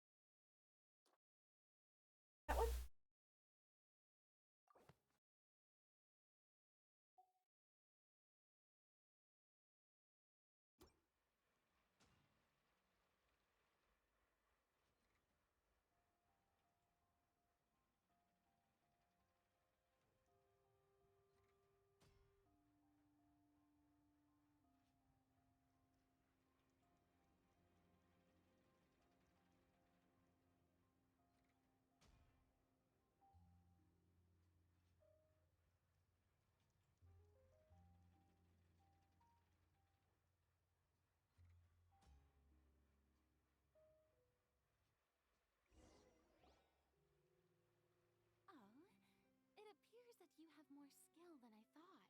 They did it right. All the shots had a great composition, and I could really feel a connection to the characters and their lines.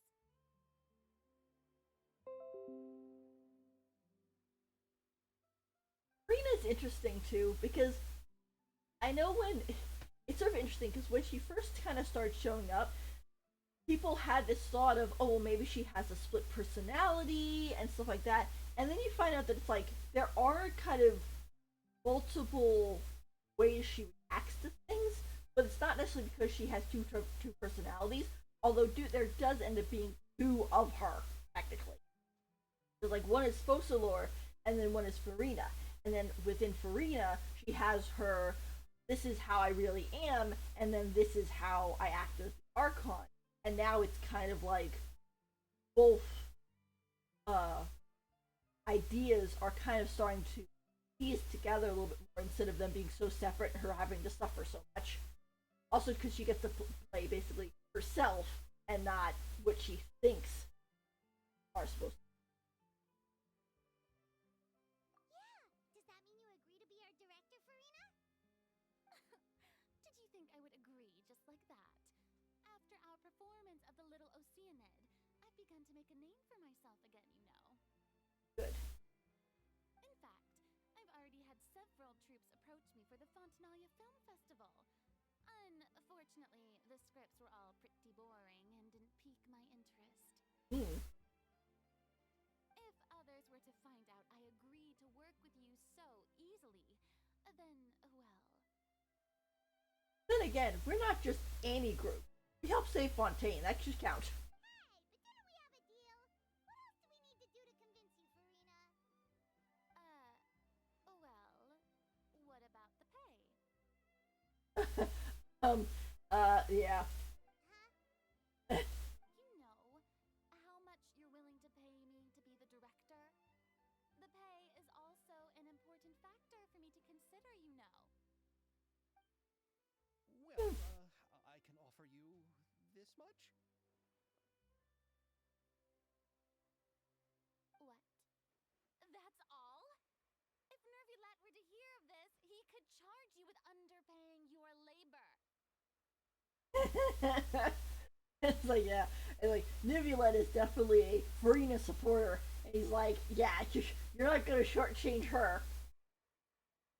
I'm sorry, but our crew is in a tight financial spot at the moment. I see. Well, even though it's highly unlikely now that I'll join your crew, there's still something I'd like to ask. Exactly what film are you planning to make? Oh, our script is an adaptation of The Two Musketeers. Huh? Wait, you mean the suspense thriller novel that was a #1 bestseller? Oh, so Farina's read it too. She's like, I love that book. Of course I read it. I've always had a keen interest in artistic works that strike a chord with the populace. I see. It all makes sense now. You must have used most of the budget to pay for the copyright. Not really. The novel's author transferred the copyright to me practically for free once he heard that I wanted to make a film adaptation of the story. The lack of budget is due to another issue. He probably just wants to get his name out there. So, Mora isn't the most important thing to him right now. It reminds me of a delivery courier who wears one of my designs while traveling all across Teyvat. I didn't charge her much for the outfit either. The exposure she provides for my brand is well worth it. So, are you a big fan of this story, Farina? Well, it's alright. Mhm. The pacing of the story is good, but the character relationships could use some work. When I was reading it before, I always felt like some things were left on a rather unsatisfactory note. I have high standards, you know. Ahem, Mr. Xavier, if, hypothetically speaking, I agree to be the director, how much freedom would I have in terms of script revisions and creative interpretation? Oh, as much freedom as you would need. I wouldn't dare doubt the tastes of Fontaine's greatest star. Good. Then I'm free to alter the script as I see fit. Absolutely no problem. Count on you, Director. As your chance to make a film that you love. All right. It seems that your crew really can't go on without my care and direction.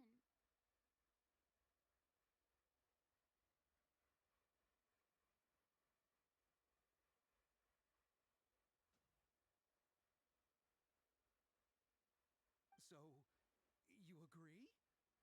Yes, I agree. Although the pay is well below what someone of my caliber deserves. A great script calls for a great director. Sparkle.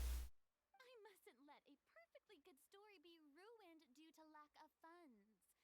If you have fine cheese and bread, you wouldn't just let it sit on the counter and get moldy just because you lack an oven, right? Oh, Hydro Archon above! I'm not dreaming, am I? Somebody pinch me. There's no more Hydro Archon, you know. And it's still a little early to celebrate. There's a lot that goes into shooting a film.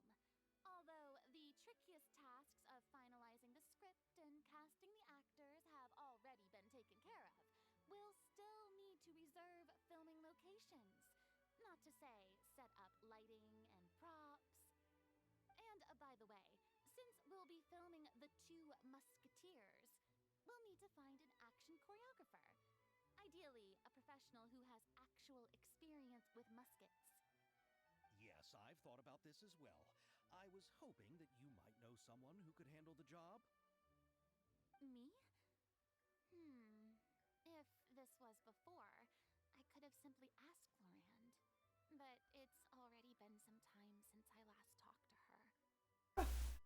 The thing is, too, is I've noticed that Farina has this kind of mentality where she believes that since she doesn't have the position of the Hydro Archon anymore, that all the people that she knew, she can't talk to again. Like, I lost the right to talk to you. And meanwhile, Niviolette and Cloran and all the others are like, Farina, we still care about you. We still want to talk to you. Come back.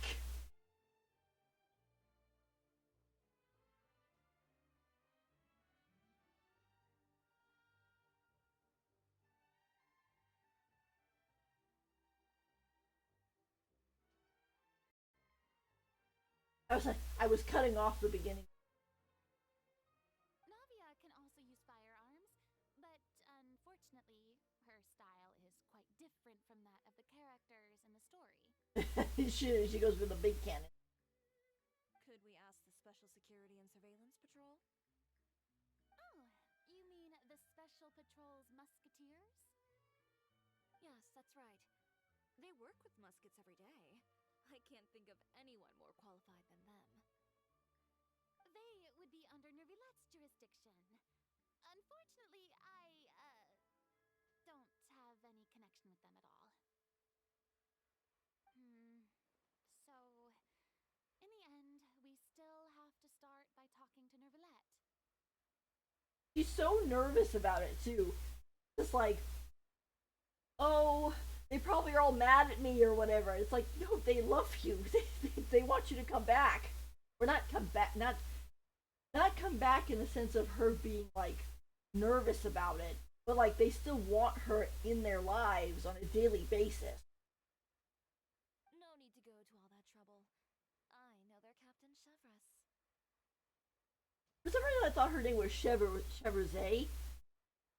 Which, actually, that's how you actually pronounce it. But Oh, you do? Wait, Chiori, how do you know the captain of the Special Patrol's Musketeers? No particular reason. Running a business means dealing with some trouble from time to time, and she's helped me out on a few occasions. In return, I've helped her handle a few situations in which the Special Patrol couldn't get involved directly. So, we've gotten to know each other over time. So you're saying there's been times when the Special Patrol needed a fashion designer to handle a becoming more and more mysterious.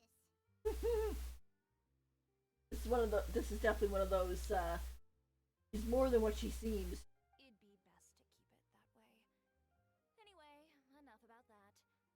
What do you all think about asking the captain to be our musket action choreographer?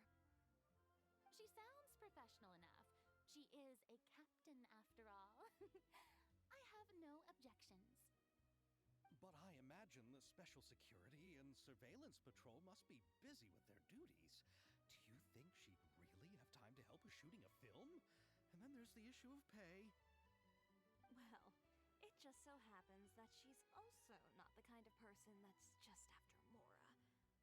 As for whether she has time, I'll have to go and ask her first.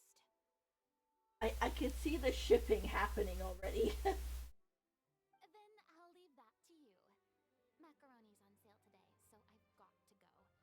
You can just tell me how things went when we discuss tomorrow's plan later. That was the other thing too, is that Farina is like eating macaroni like every day, and she's like, "Oh, it's perfectly okay. I just changed the sauce, and so I have this type of macaroni on Monday, and this type on Tuesday, and this type on Wednesday." And meanwhile, everybody else is just like, "You just eat nothing but macaroni, Farina. That's not good for you, even with the different sauces." No problem. Having Farina join feels like a big boost to our team. Of course. Just wait until the day of our premiere. You'll witness the true power of my name in these lands. You'll be so glad I agreed to help. I can guarantee that even the standing tickets will be sold out.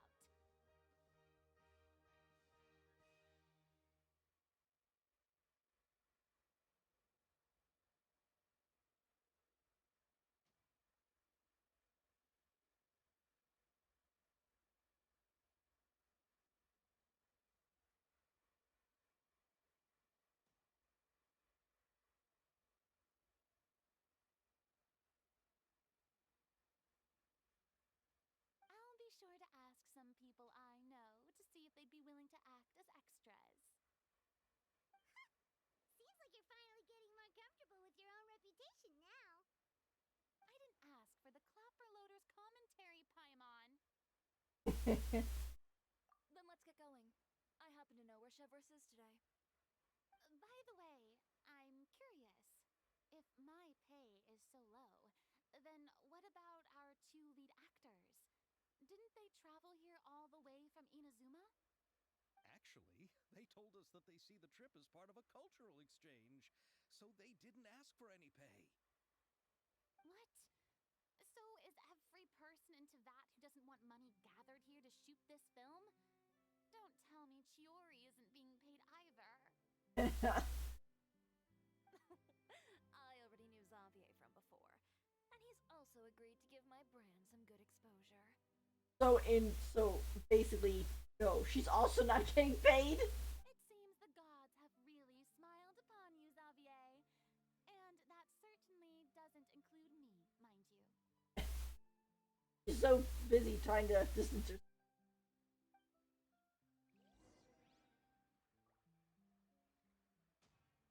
All right, before we go do that, I will be right.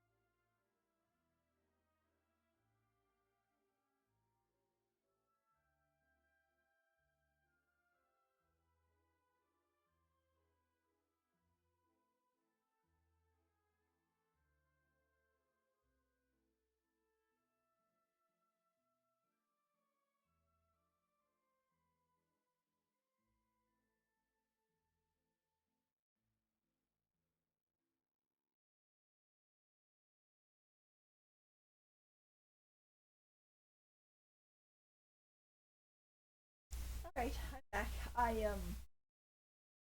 I went shopping before I got kind of. Well, I took off my sweater and turned the heat down in the house and so on.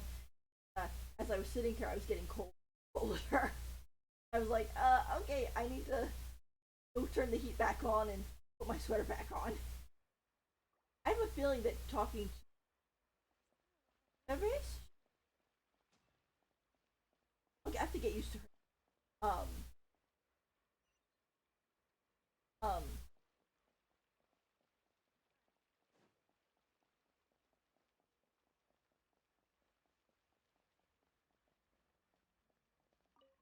Besides the macaroni, I should also pick up some tomato sauce.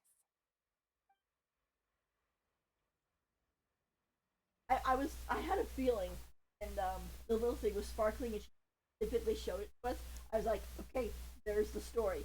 Although it says the two musketeers, I guess we're going to be able to collect the rest of them throughout the event.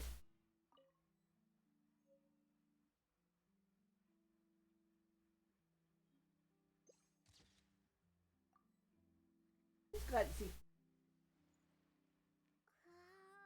I felt so bad for her when during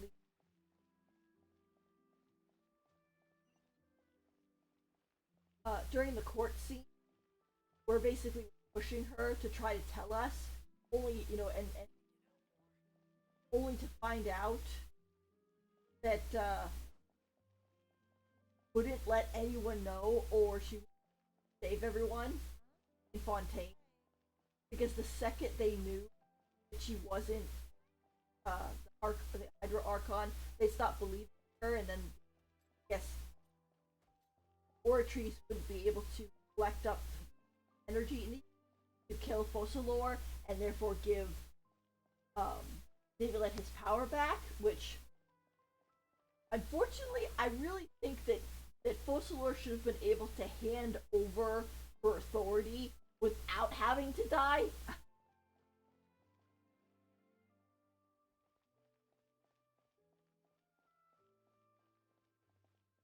No, it's like her authority. She should be able to do what she wants with it.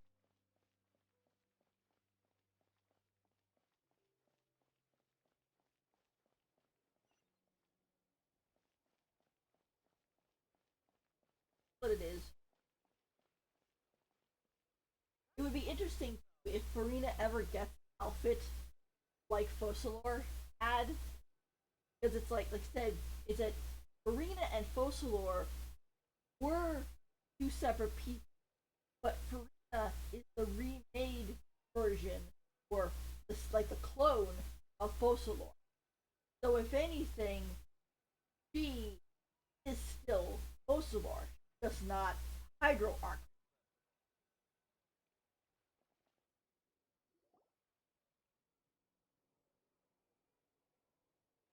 All right, this is the place.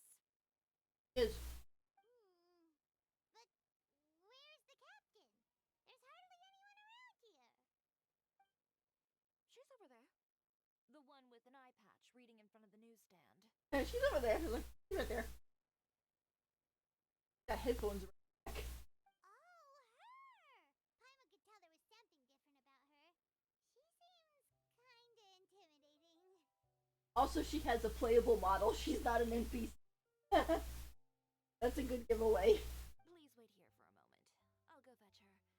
She's working now, so you might not want to get in her way. This is encouraging the whole, I think, ship between Shiori and because it's like, oh, I'll go talk to her because I don't want her to bite off your head, and she knows me. So Working? But isn't she just standing there and reading a novel? Just trust me. Oh, alright, let's see what happens then. Shiori sure is a mysterious person. She claims just to be a fashion designer, but she knows all these powerful people. The court of Fontaine isn't particularly tolerant of visitors from overseas, so it isn't easy for a foreigner to promote their brand here, even more so in the competitive world of fashion. Even a local like me, just trying to make a film, has to face all kinds of challenges. So I can only imagine what Chiori has been through to get where she is today. I'm sure that having more connections has definitely worked in her favor. Reading on the job? Detective novel. One main character? No. Multiple. Branching storylines. Just like, I see. How's the plot coming along? One of the main characters is about to make a choice that will affect the rest of his life. I'd wager he's going to make the wrong choice. Anyway, to speed things up, there's something I need your help with. the thing is, at first I was thinking to myself like, oh, her high heels are just illusion. That her model is taller. Um, but it definitely does kind of look like her model is taller, like her head is higher up versus the. So it gives her more of a middle ground. That's actually pretty cool. You know, that doesn't depend on me. It all comes down to what the character chooses.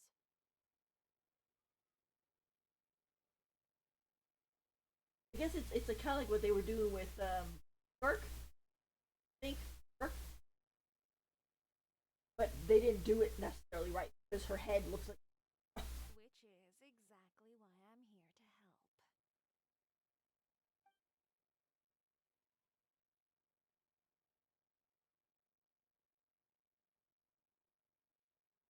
help.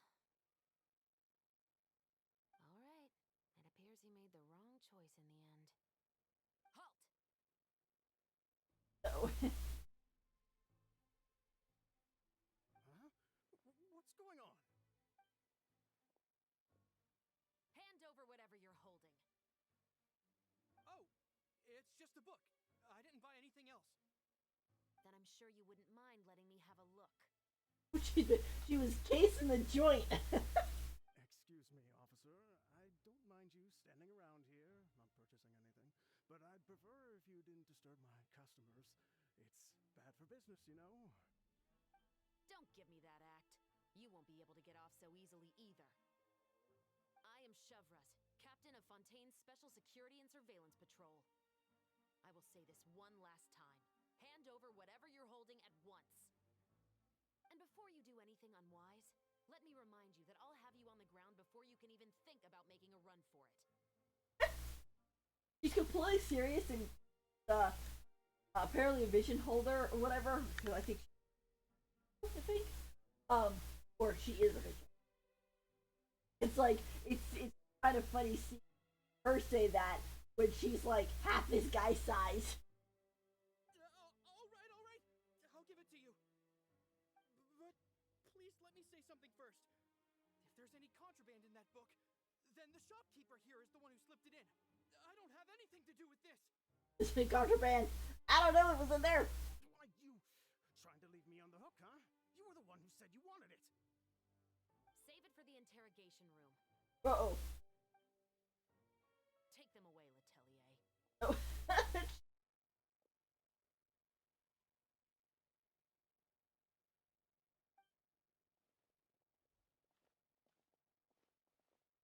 What's going on here? One second you're reading a book and the next you're escorting people away.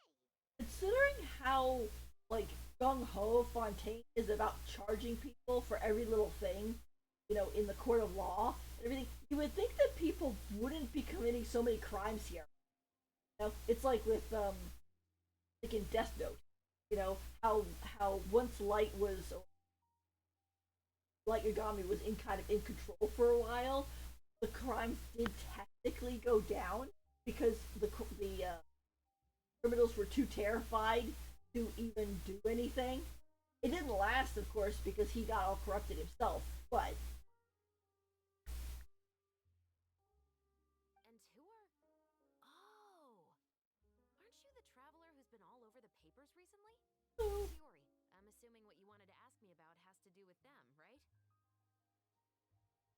I like how her tone of voice changed. She's like, "Oh, aren't you the traveler?" And blah blah blah. and oh yeah, I heard about you guys. Maybe I can let you in on what's happening then. Like I trust you. Now that Vache has been brought to justice, no new shipments of synth will be made and distributed to sellers.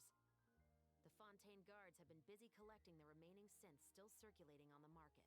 Ah, so that's what guy was hiding synth in a book. Thanks to a tip from our reliable source here, this should be the very last batch. I mean, synth is still bad, but I think after the whole thing where everybody is like their primordial seawater in their body was changed, and thanks to that, so technically they're not oceans anymore. I don't think the synth would harm them as much as it would have, but I mean, it still was a bad thing. So.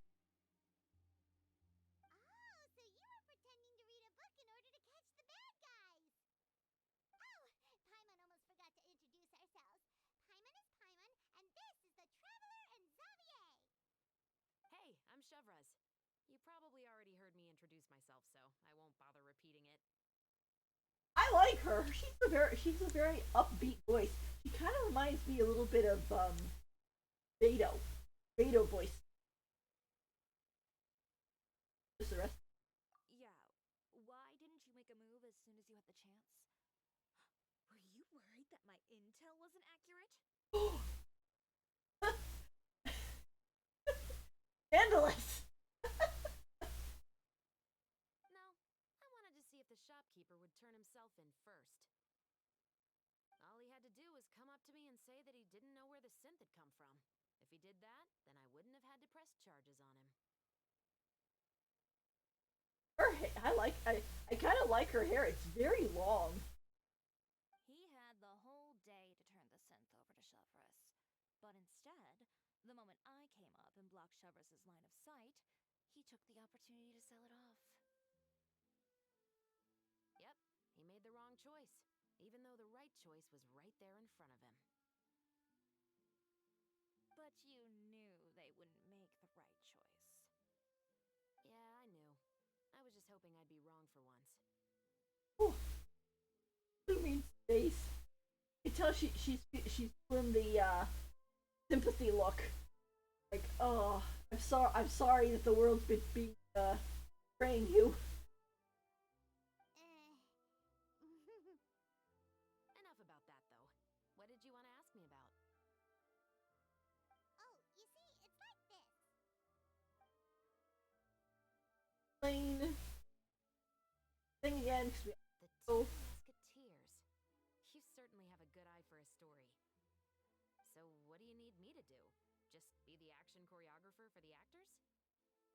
Yes, that's right. I want to make sure we get all the details right. I want the actor's posture and understanding of firearms to be as realistic as possible. Yaka with the gun. However, I'm afraid this work will require a bit of your time, since you'll have to be present whenever we're filming. Also, as for the pay... No need to say any more. I'll join. Huh? Just like that. Really? You're willing to help us with our humble film project? Sure, it's no big deal. As I said, we've wrapped up our investigation here, so I don't have any other tasks on my plate for the moment. Such a nice person. During the live stream, I was worried that she was gonna come off as like really rough, kind of like burn all the time. But she's actually a really nice person. Besides, I personally really like this novel. I even have the collector's edition at home. Stories where justice prevails over evil never get old for me.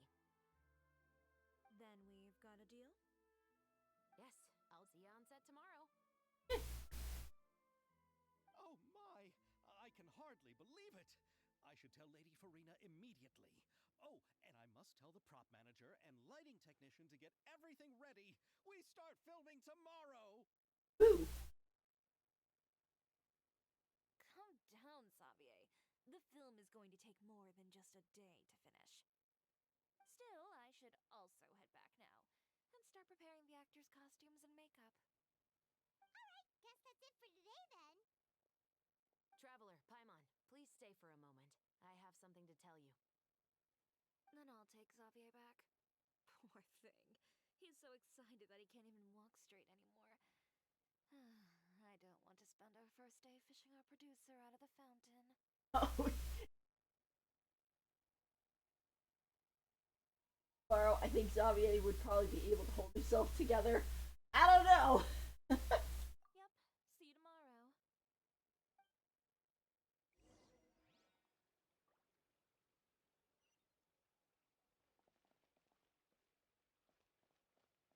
Or on me.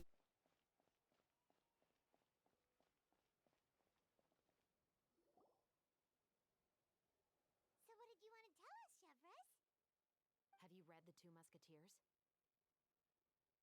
The story is about a pair of children born into the household of a baron and their struggle to survive together and take revenge for their mother. That sounds kind of familiar. They were raised at the baron's estate, where their mother worked as a maid. The two were illegitimate children that the baron had with the maid, so they were never treated well by anyone. One day, upon returning home, they found their mother had been murdered and left dead on the floor. It was quite evident that the culprits were the other members of the baron's household, who never had any kind words to say to them. However, the baron was able to exert his influence and keep the whole thing under wraps. The mother's death was eventually deemed as a suicide, and there was no chance of bringing her murderers to justice. The two siblings decided to flee and someday avenge their mother. Got it. Many years later, members of the baron's family suddenly started turning up dead one after the other, all killed by gunshot. A rainbow rose was found on each of the victims' bodies, being the flower that the kid's mother liked best. The baron believed that the mother's soul had come to take vengeance on him, so he lived in fear each day. But it was actually those two siblings who had fled all those years ago. They relied on each other to survive and trained day and night, eventually becoming adept musketeers. They used all of their abilities to collect evidence and clues before executing their plan and exacting revenge on the baron. Their actions let the truth behind their mother's death be known to all. That's quite an exhilarating story.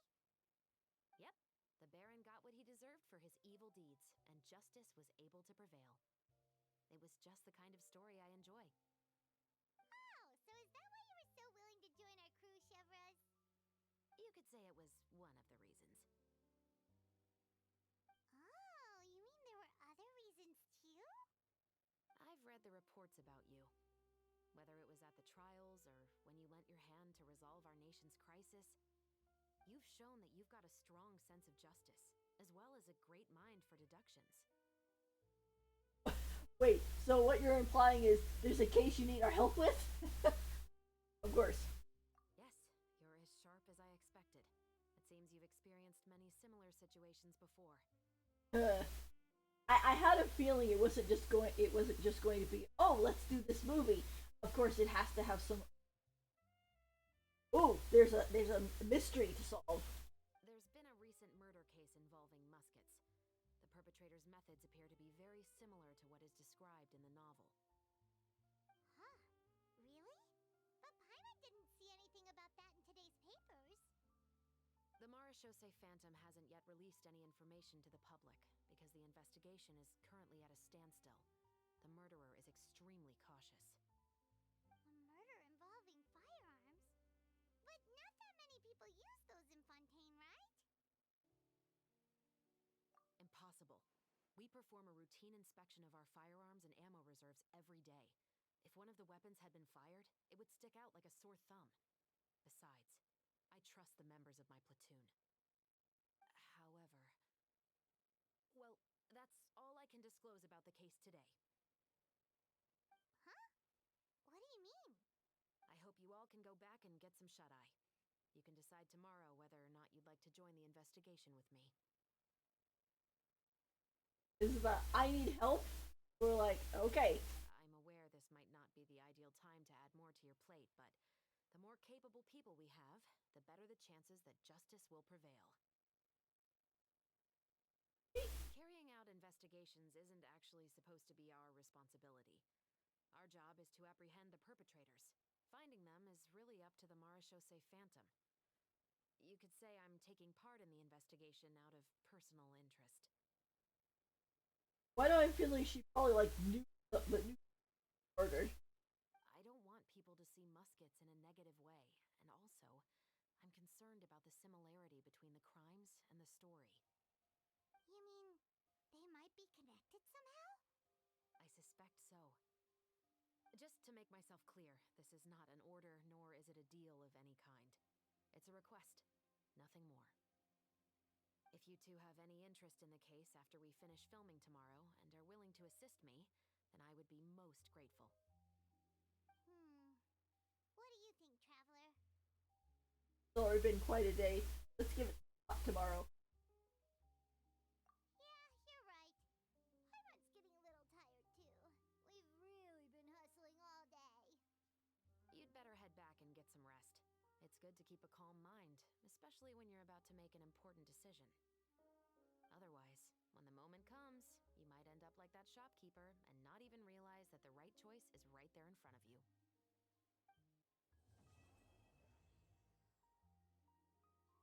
I had a feeling it was gonna end after we talked to after we went to talk to her, because these are usually broken up into chapters or so.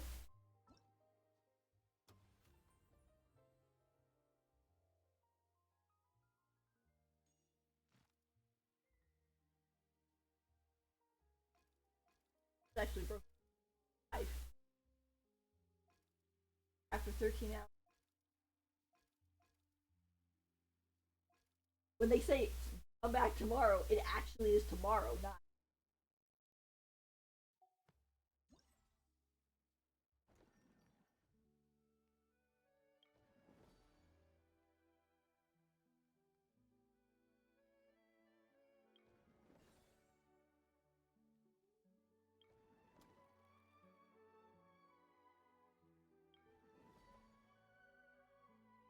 This guy kind of looks like oh, what you call?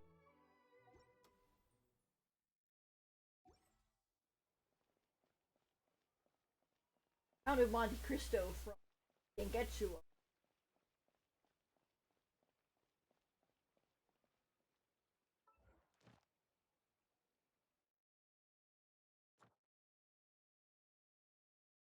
I know that this because while I like doing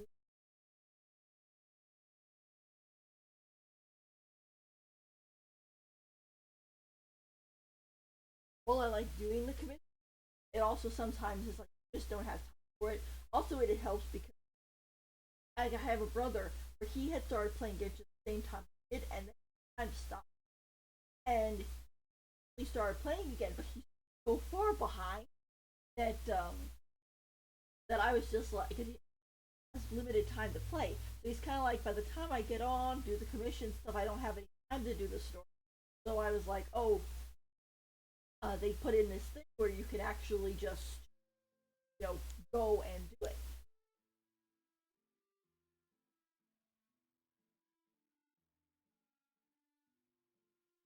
Let's see.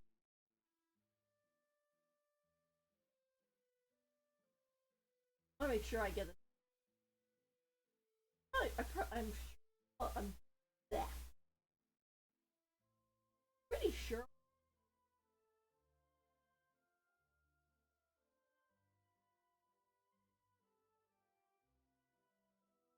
I can't they come with the two. First, I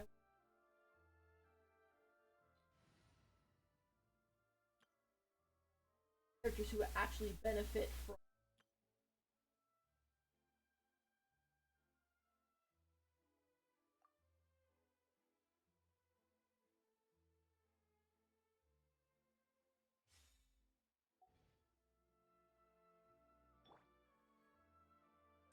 Take flight!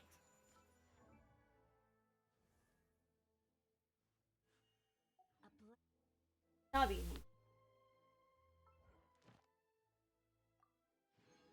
Oh, okay. It actually gave you a little extra because it's 240, and I added it before, and it was. So you actually get a little more that way. It's actually kind of.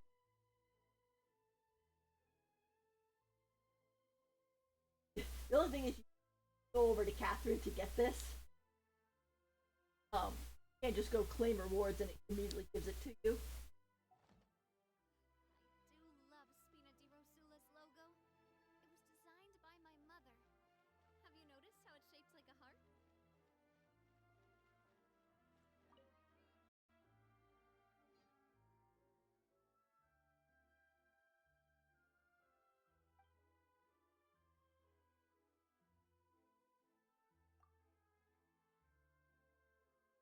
Their user of strange adjectives.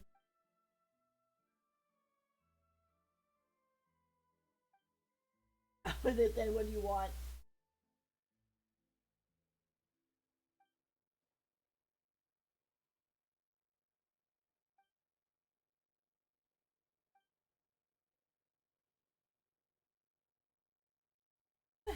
Endless red carpet rolled out just for you. I'd rather not attract even more unwanted attention, but I like it when people stand in my way.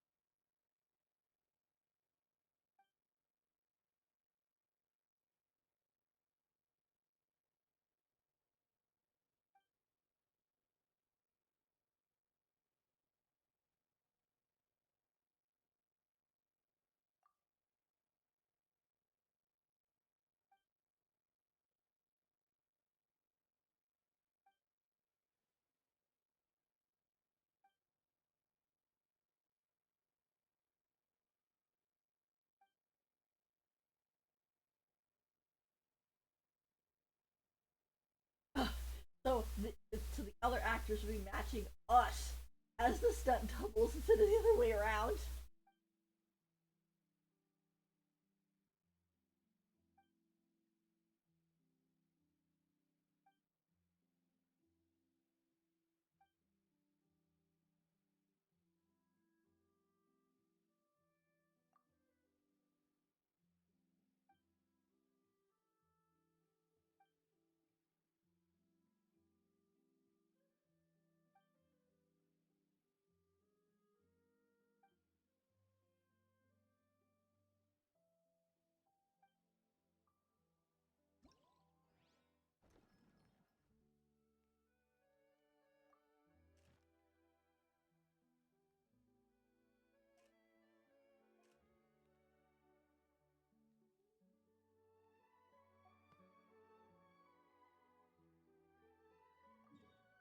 Actually,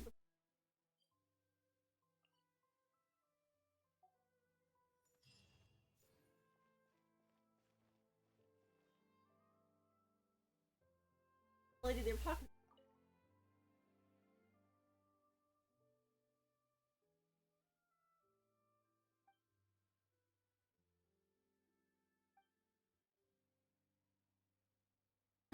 Stop wailing. I'm not just scolding. The boss is literally gonna kill me. Professional therapist. Yeah, I think we all need those.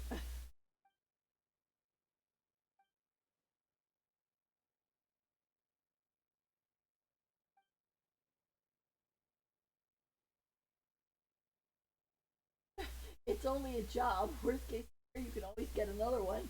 Work is pretty important. Maybe we should help.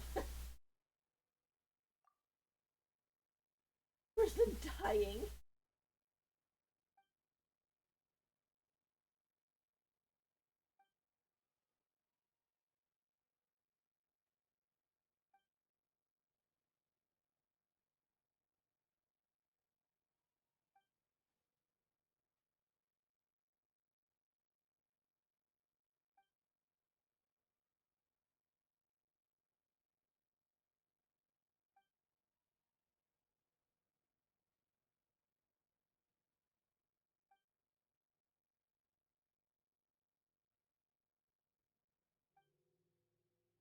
Is anyone that picky? I managed it. Wow, you must be.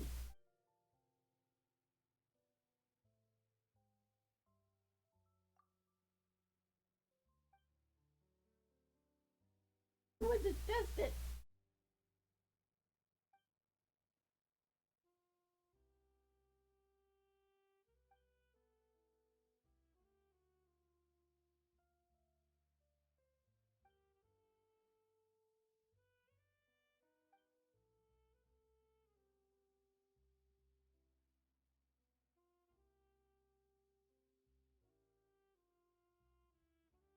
Or might as well.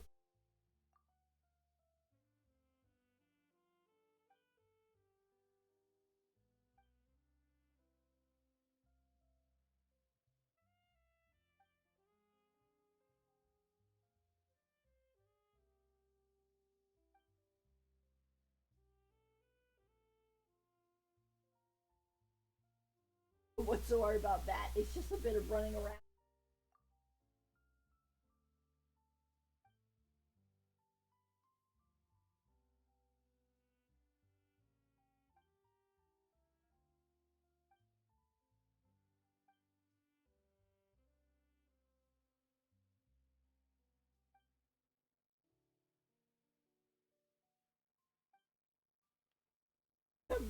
Miracle workers, that's what you are. Not just doctors, but workers here to resurrect my dying career.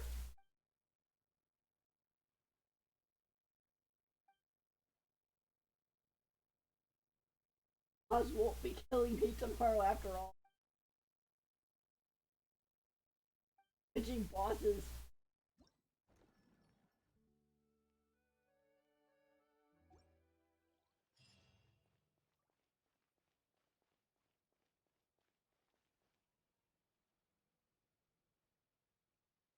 Refreshing.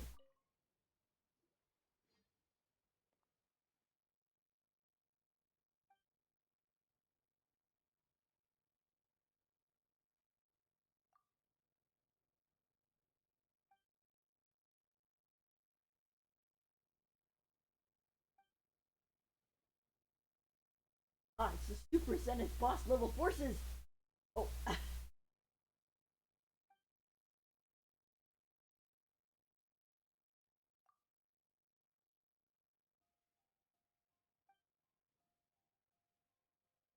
oh yeah.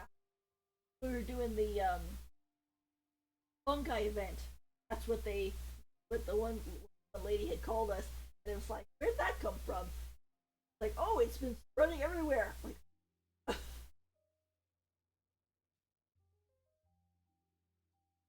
didn't leave much.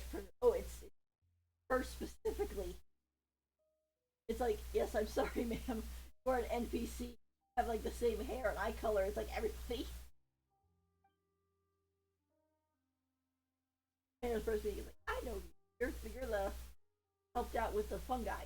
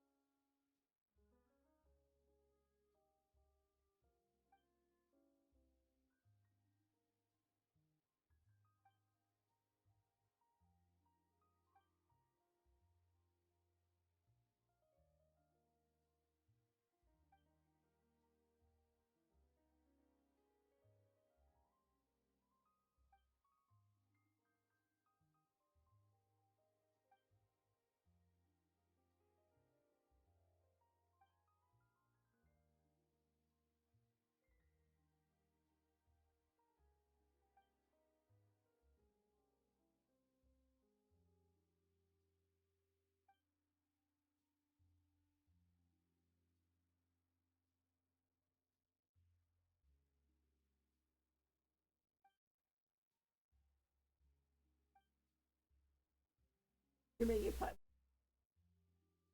Don't get too hung up on the tactics. All we need to do is have fun.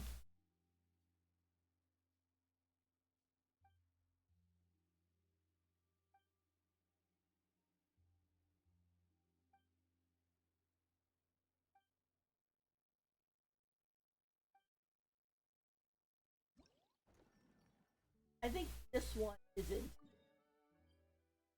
This one's not. This one's right here, so we can do this one.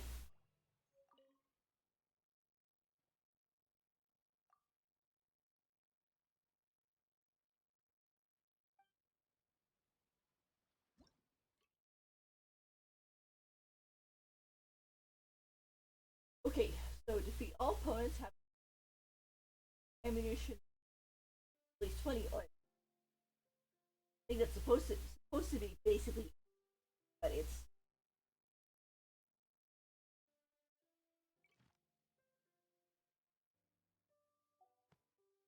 have to shoot two.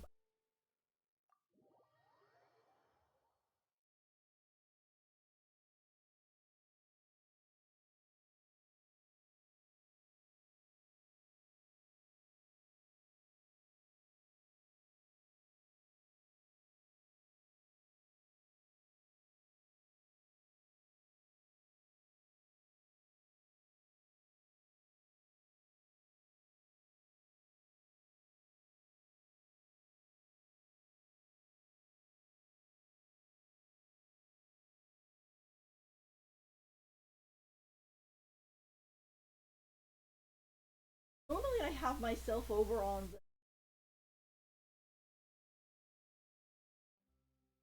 the right side, but as I'm doing the stream, and they said, "Oh, your thing, your guy has to be visible." I want to make sure. 1 second, actually, clear it back.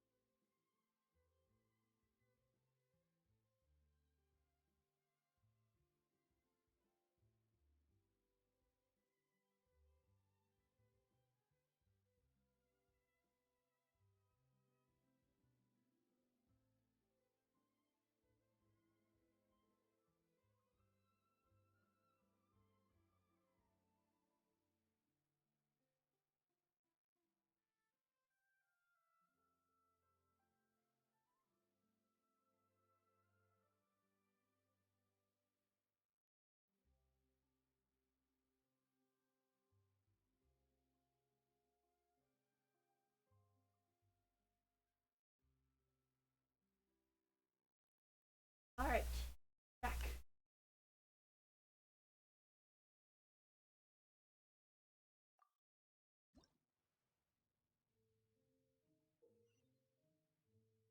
Thousand. Let's see. Sharpshooting zone. You will use special optical aim and shoot opponents. Press the aim or aiming. Aim at your targets and press the shoot button. Fire bullets to target aimed at. All opponents complete the challenge. Limited in some scenarios. Utilize limited ammunition. All enemies. Just for zone inverse. Controls, then menu move your build.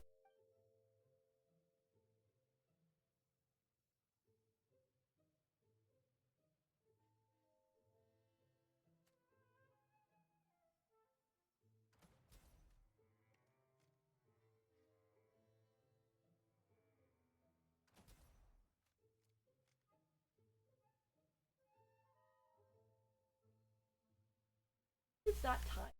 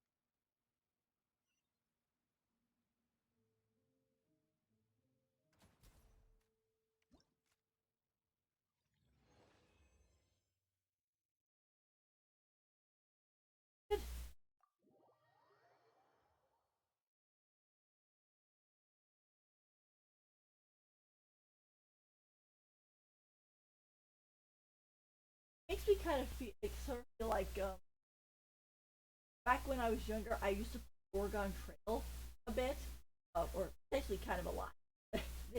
Oregon Trail was the type of game you played that before you could be, basically before Wi-Fi became a big thing, and you could be on the internet all the time without logging up the phone lines. No, I'm old.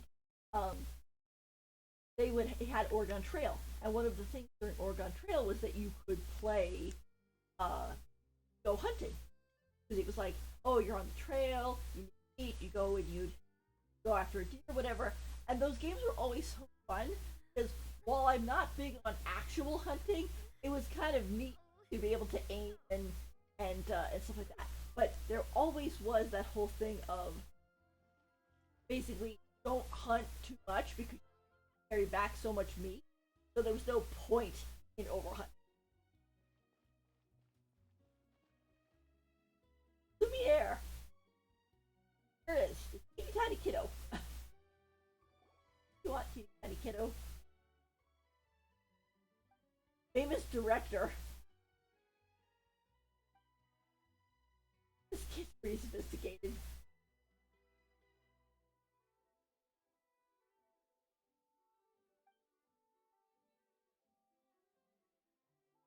Elder brother and I are famous local film directors. Everyone calls me Mr. Petit Lumiere. Hello, do you plan on giving us your business card as well? Hello. Correct.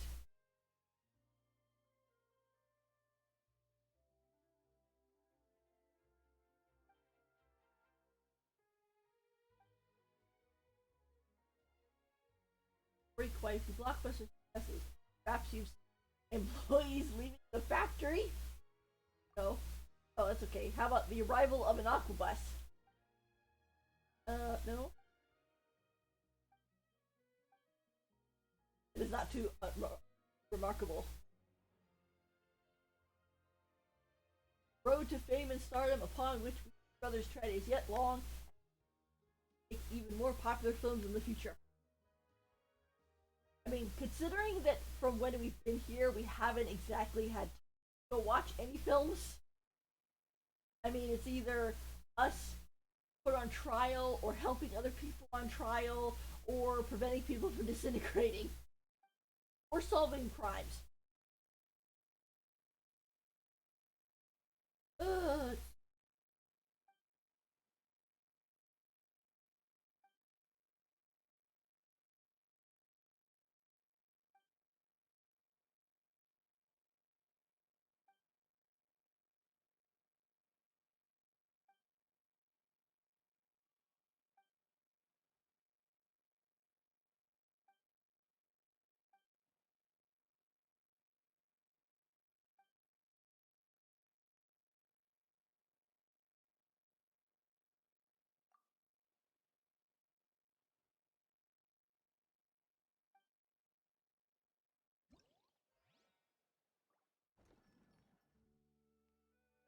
Looks like all of them except that one are in the city. So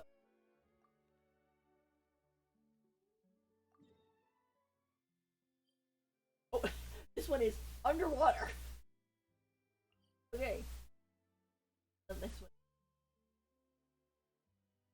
A penguin, blubber beast. It looks like a penguin to me.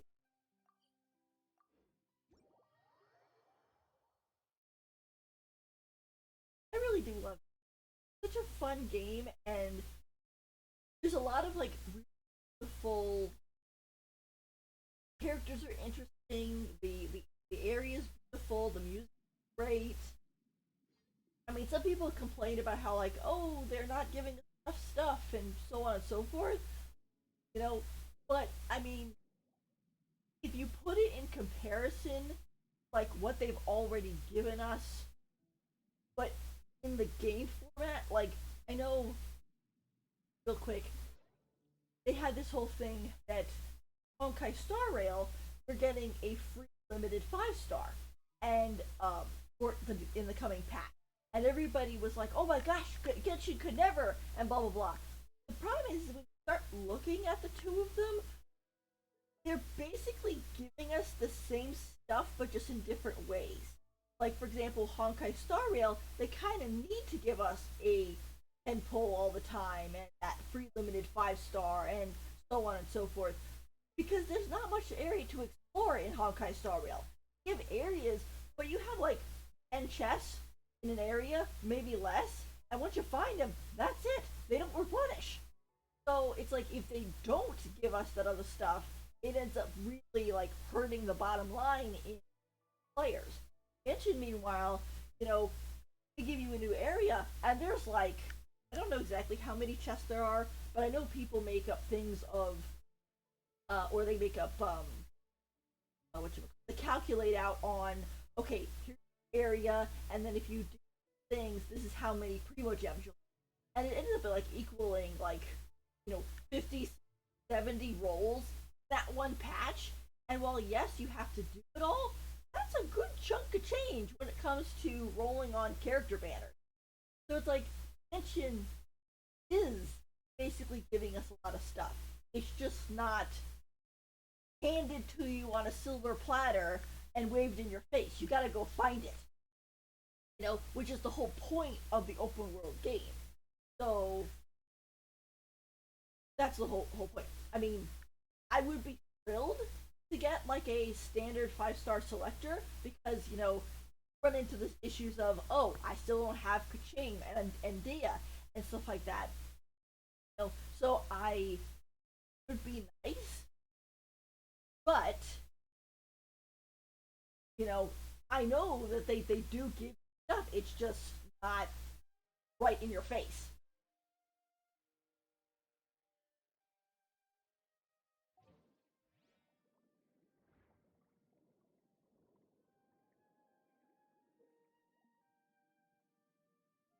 This is what we were doing with Farina. Oh, shut. But it kind of looks like maybe you're taking the picture too.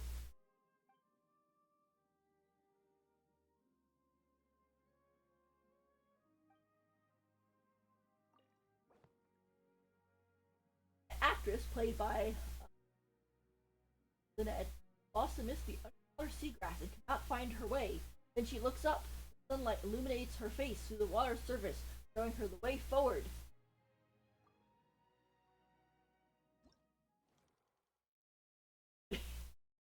It's not you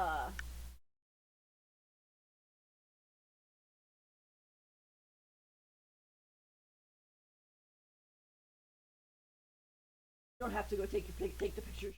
You already have.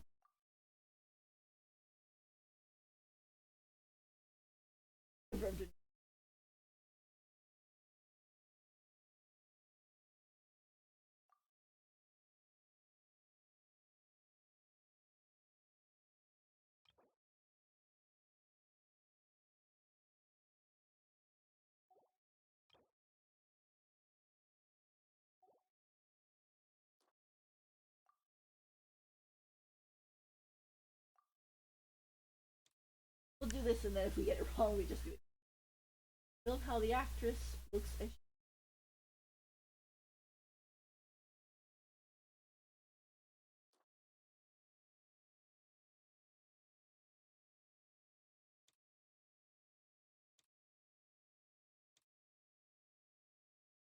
highlight the bewildered expression.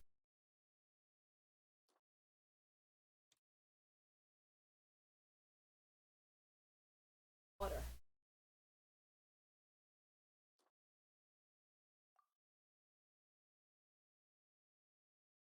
Forget it. Let's just go. After enjoying the refreshments, it should go prepare for the floor.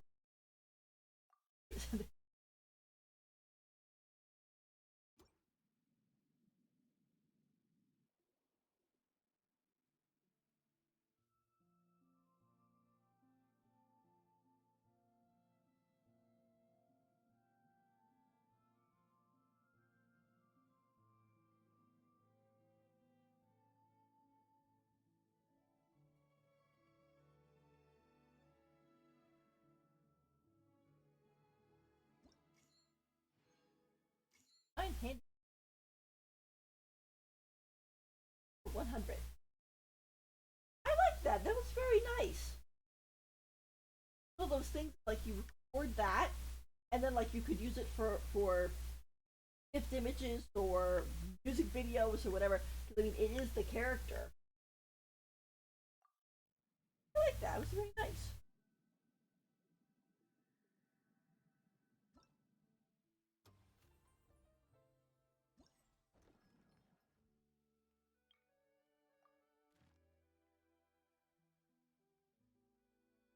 Reach the reach lukewarm reception, beyond expectation, divine handiwork.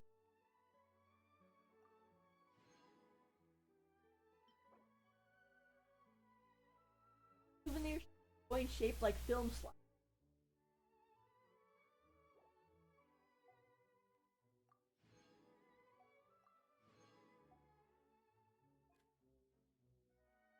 I know this is kind of interesting because it says unlocks in one day, but that doesn't mean tomorrow. That means 24 hours less. I know like when you if you go to like this one, it says oh unlocks after 12 hours. This is for tomorrow. The other one is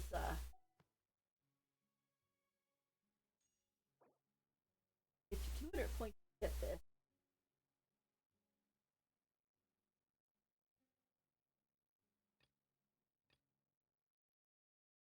Ultimate Overlord's Mega Magic Sword.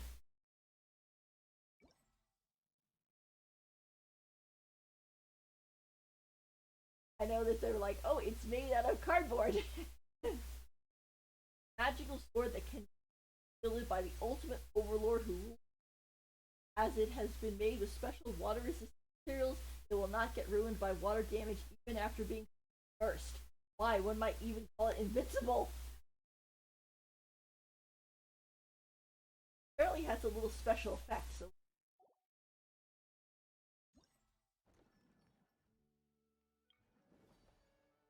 wait.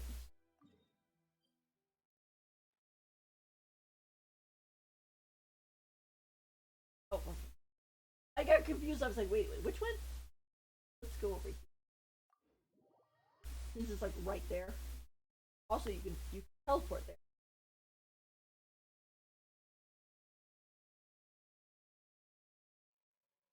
Stabilization mecha balls automatically avoid testers and move in the opposite direction of the approaching.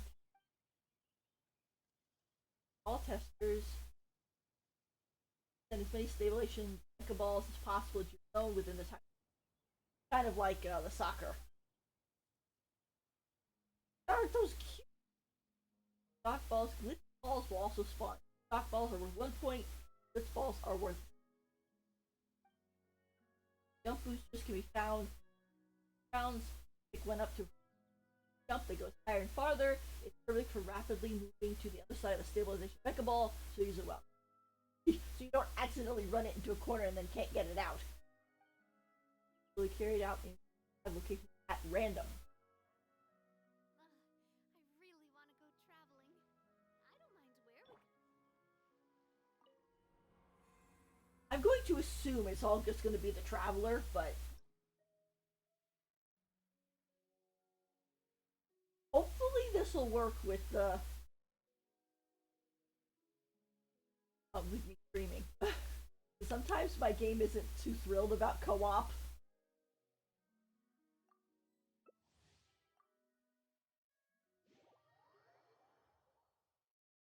You know, the one year they had one where you were all in boats. You had to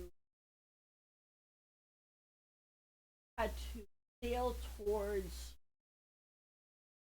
platforms and stuff, and then collect glowing objects. And I kept having trouble with that thing because my thing load fast enough.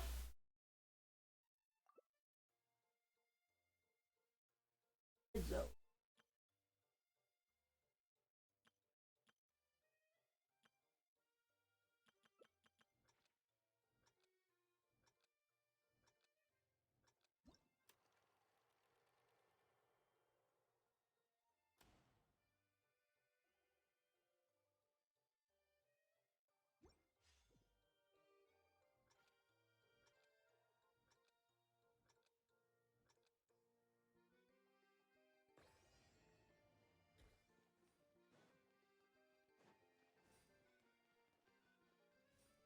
tonight.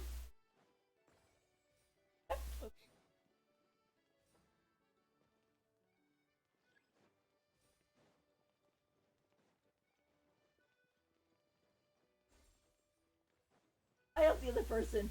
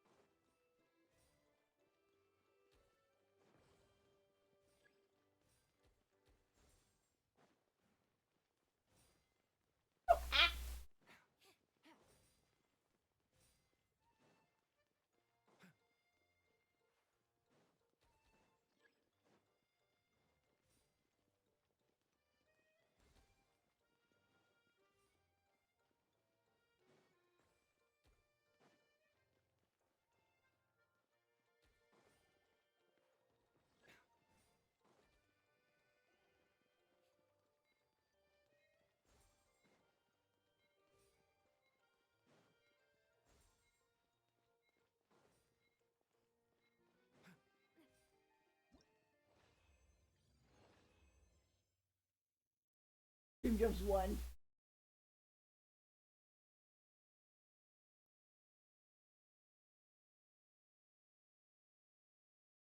$1,500 points. 1,050 When points. on the road, one should take ample time to Pause! And let me catch my breath. Because that was a lot of running. Or Baisu.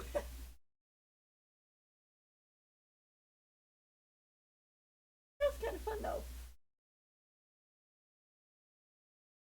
I know in this for a while people were asking for player versus or PvP. Isn't that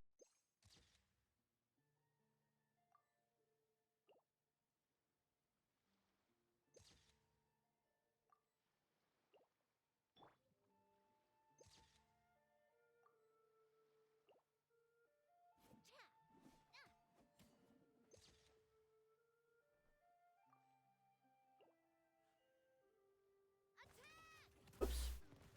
That's the way.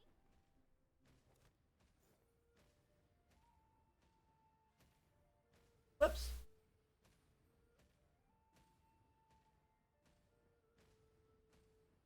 It's kind of funny when Navia's ultimate goes off.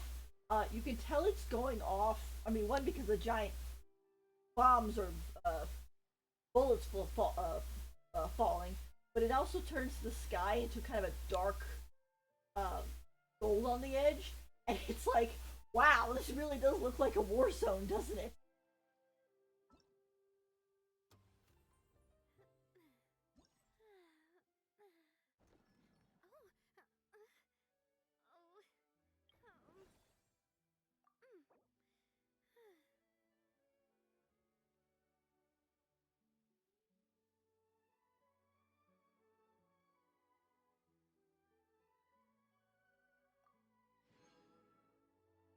My time with the Spina has taught me that carrying an I unreliable guess I could is probably better do it than again. carrying one at all. Get the rest of the points because total score. Meaning, I guess any score I get will be added to the next one. So even if I ended up being like, oh, you got 5 points, and that and so I have to keep doing it over and over, I can get there. I'll leave. It kind of looks like this one you could probably just do. Oh no, because they have a cap.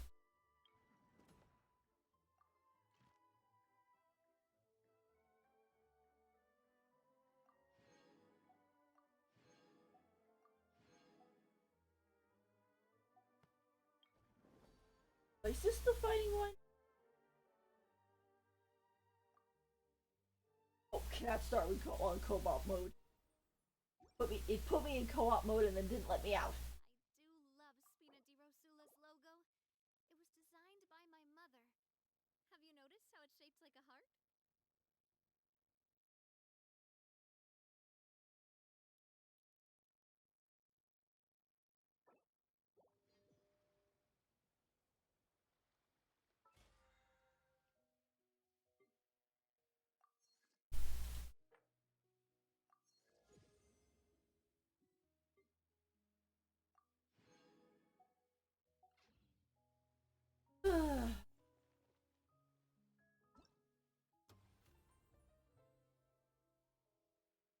I'll be right back.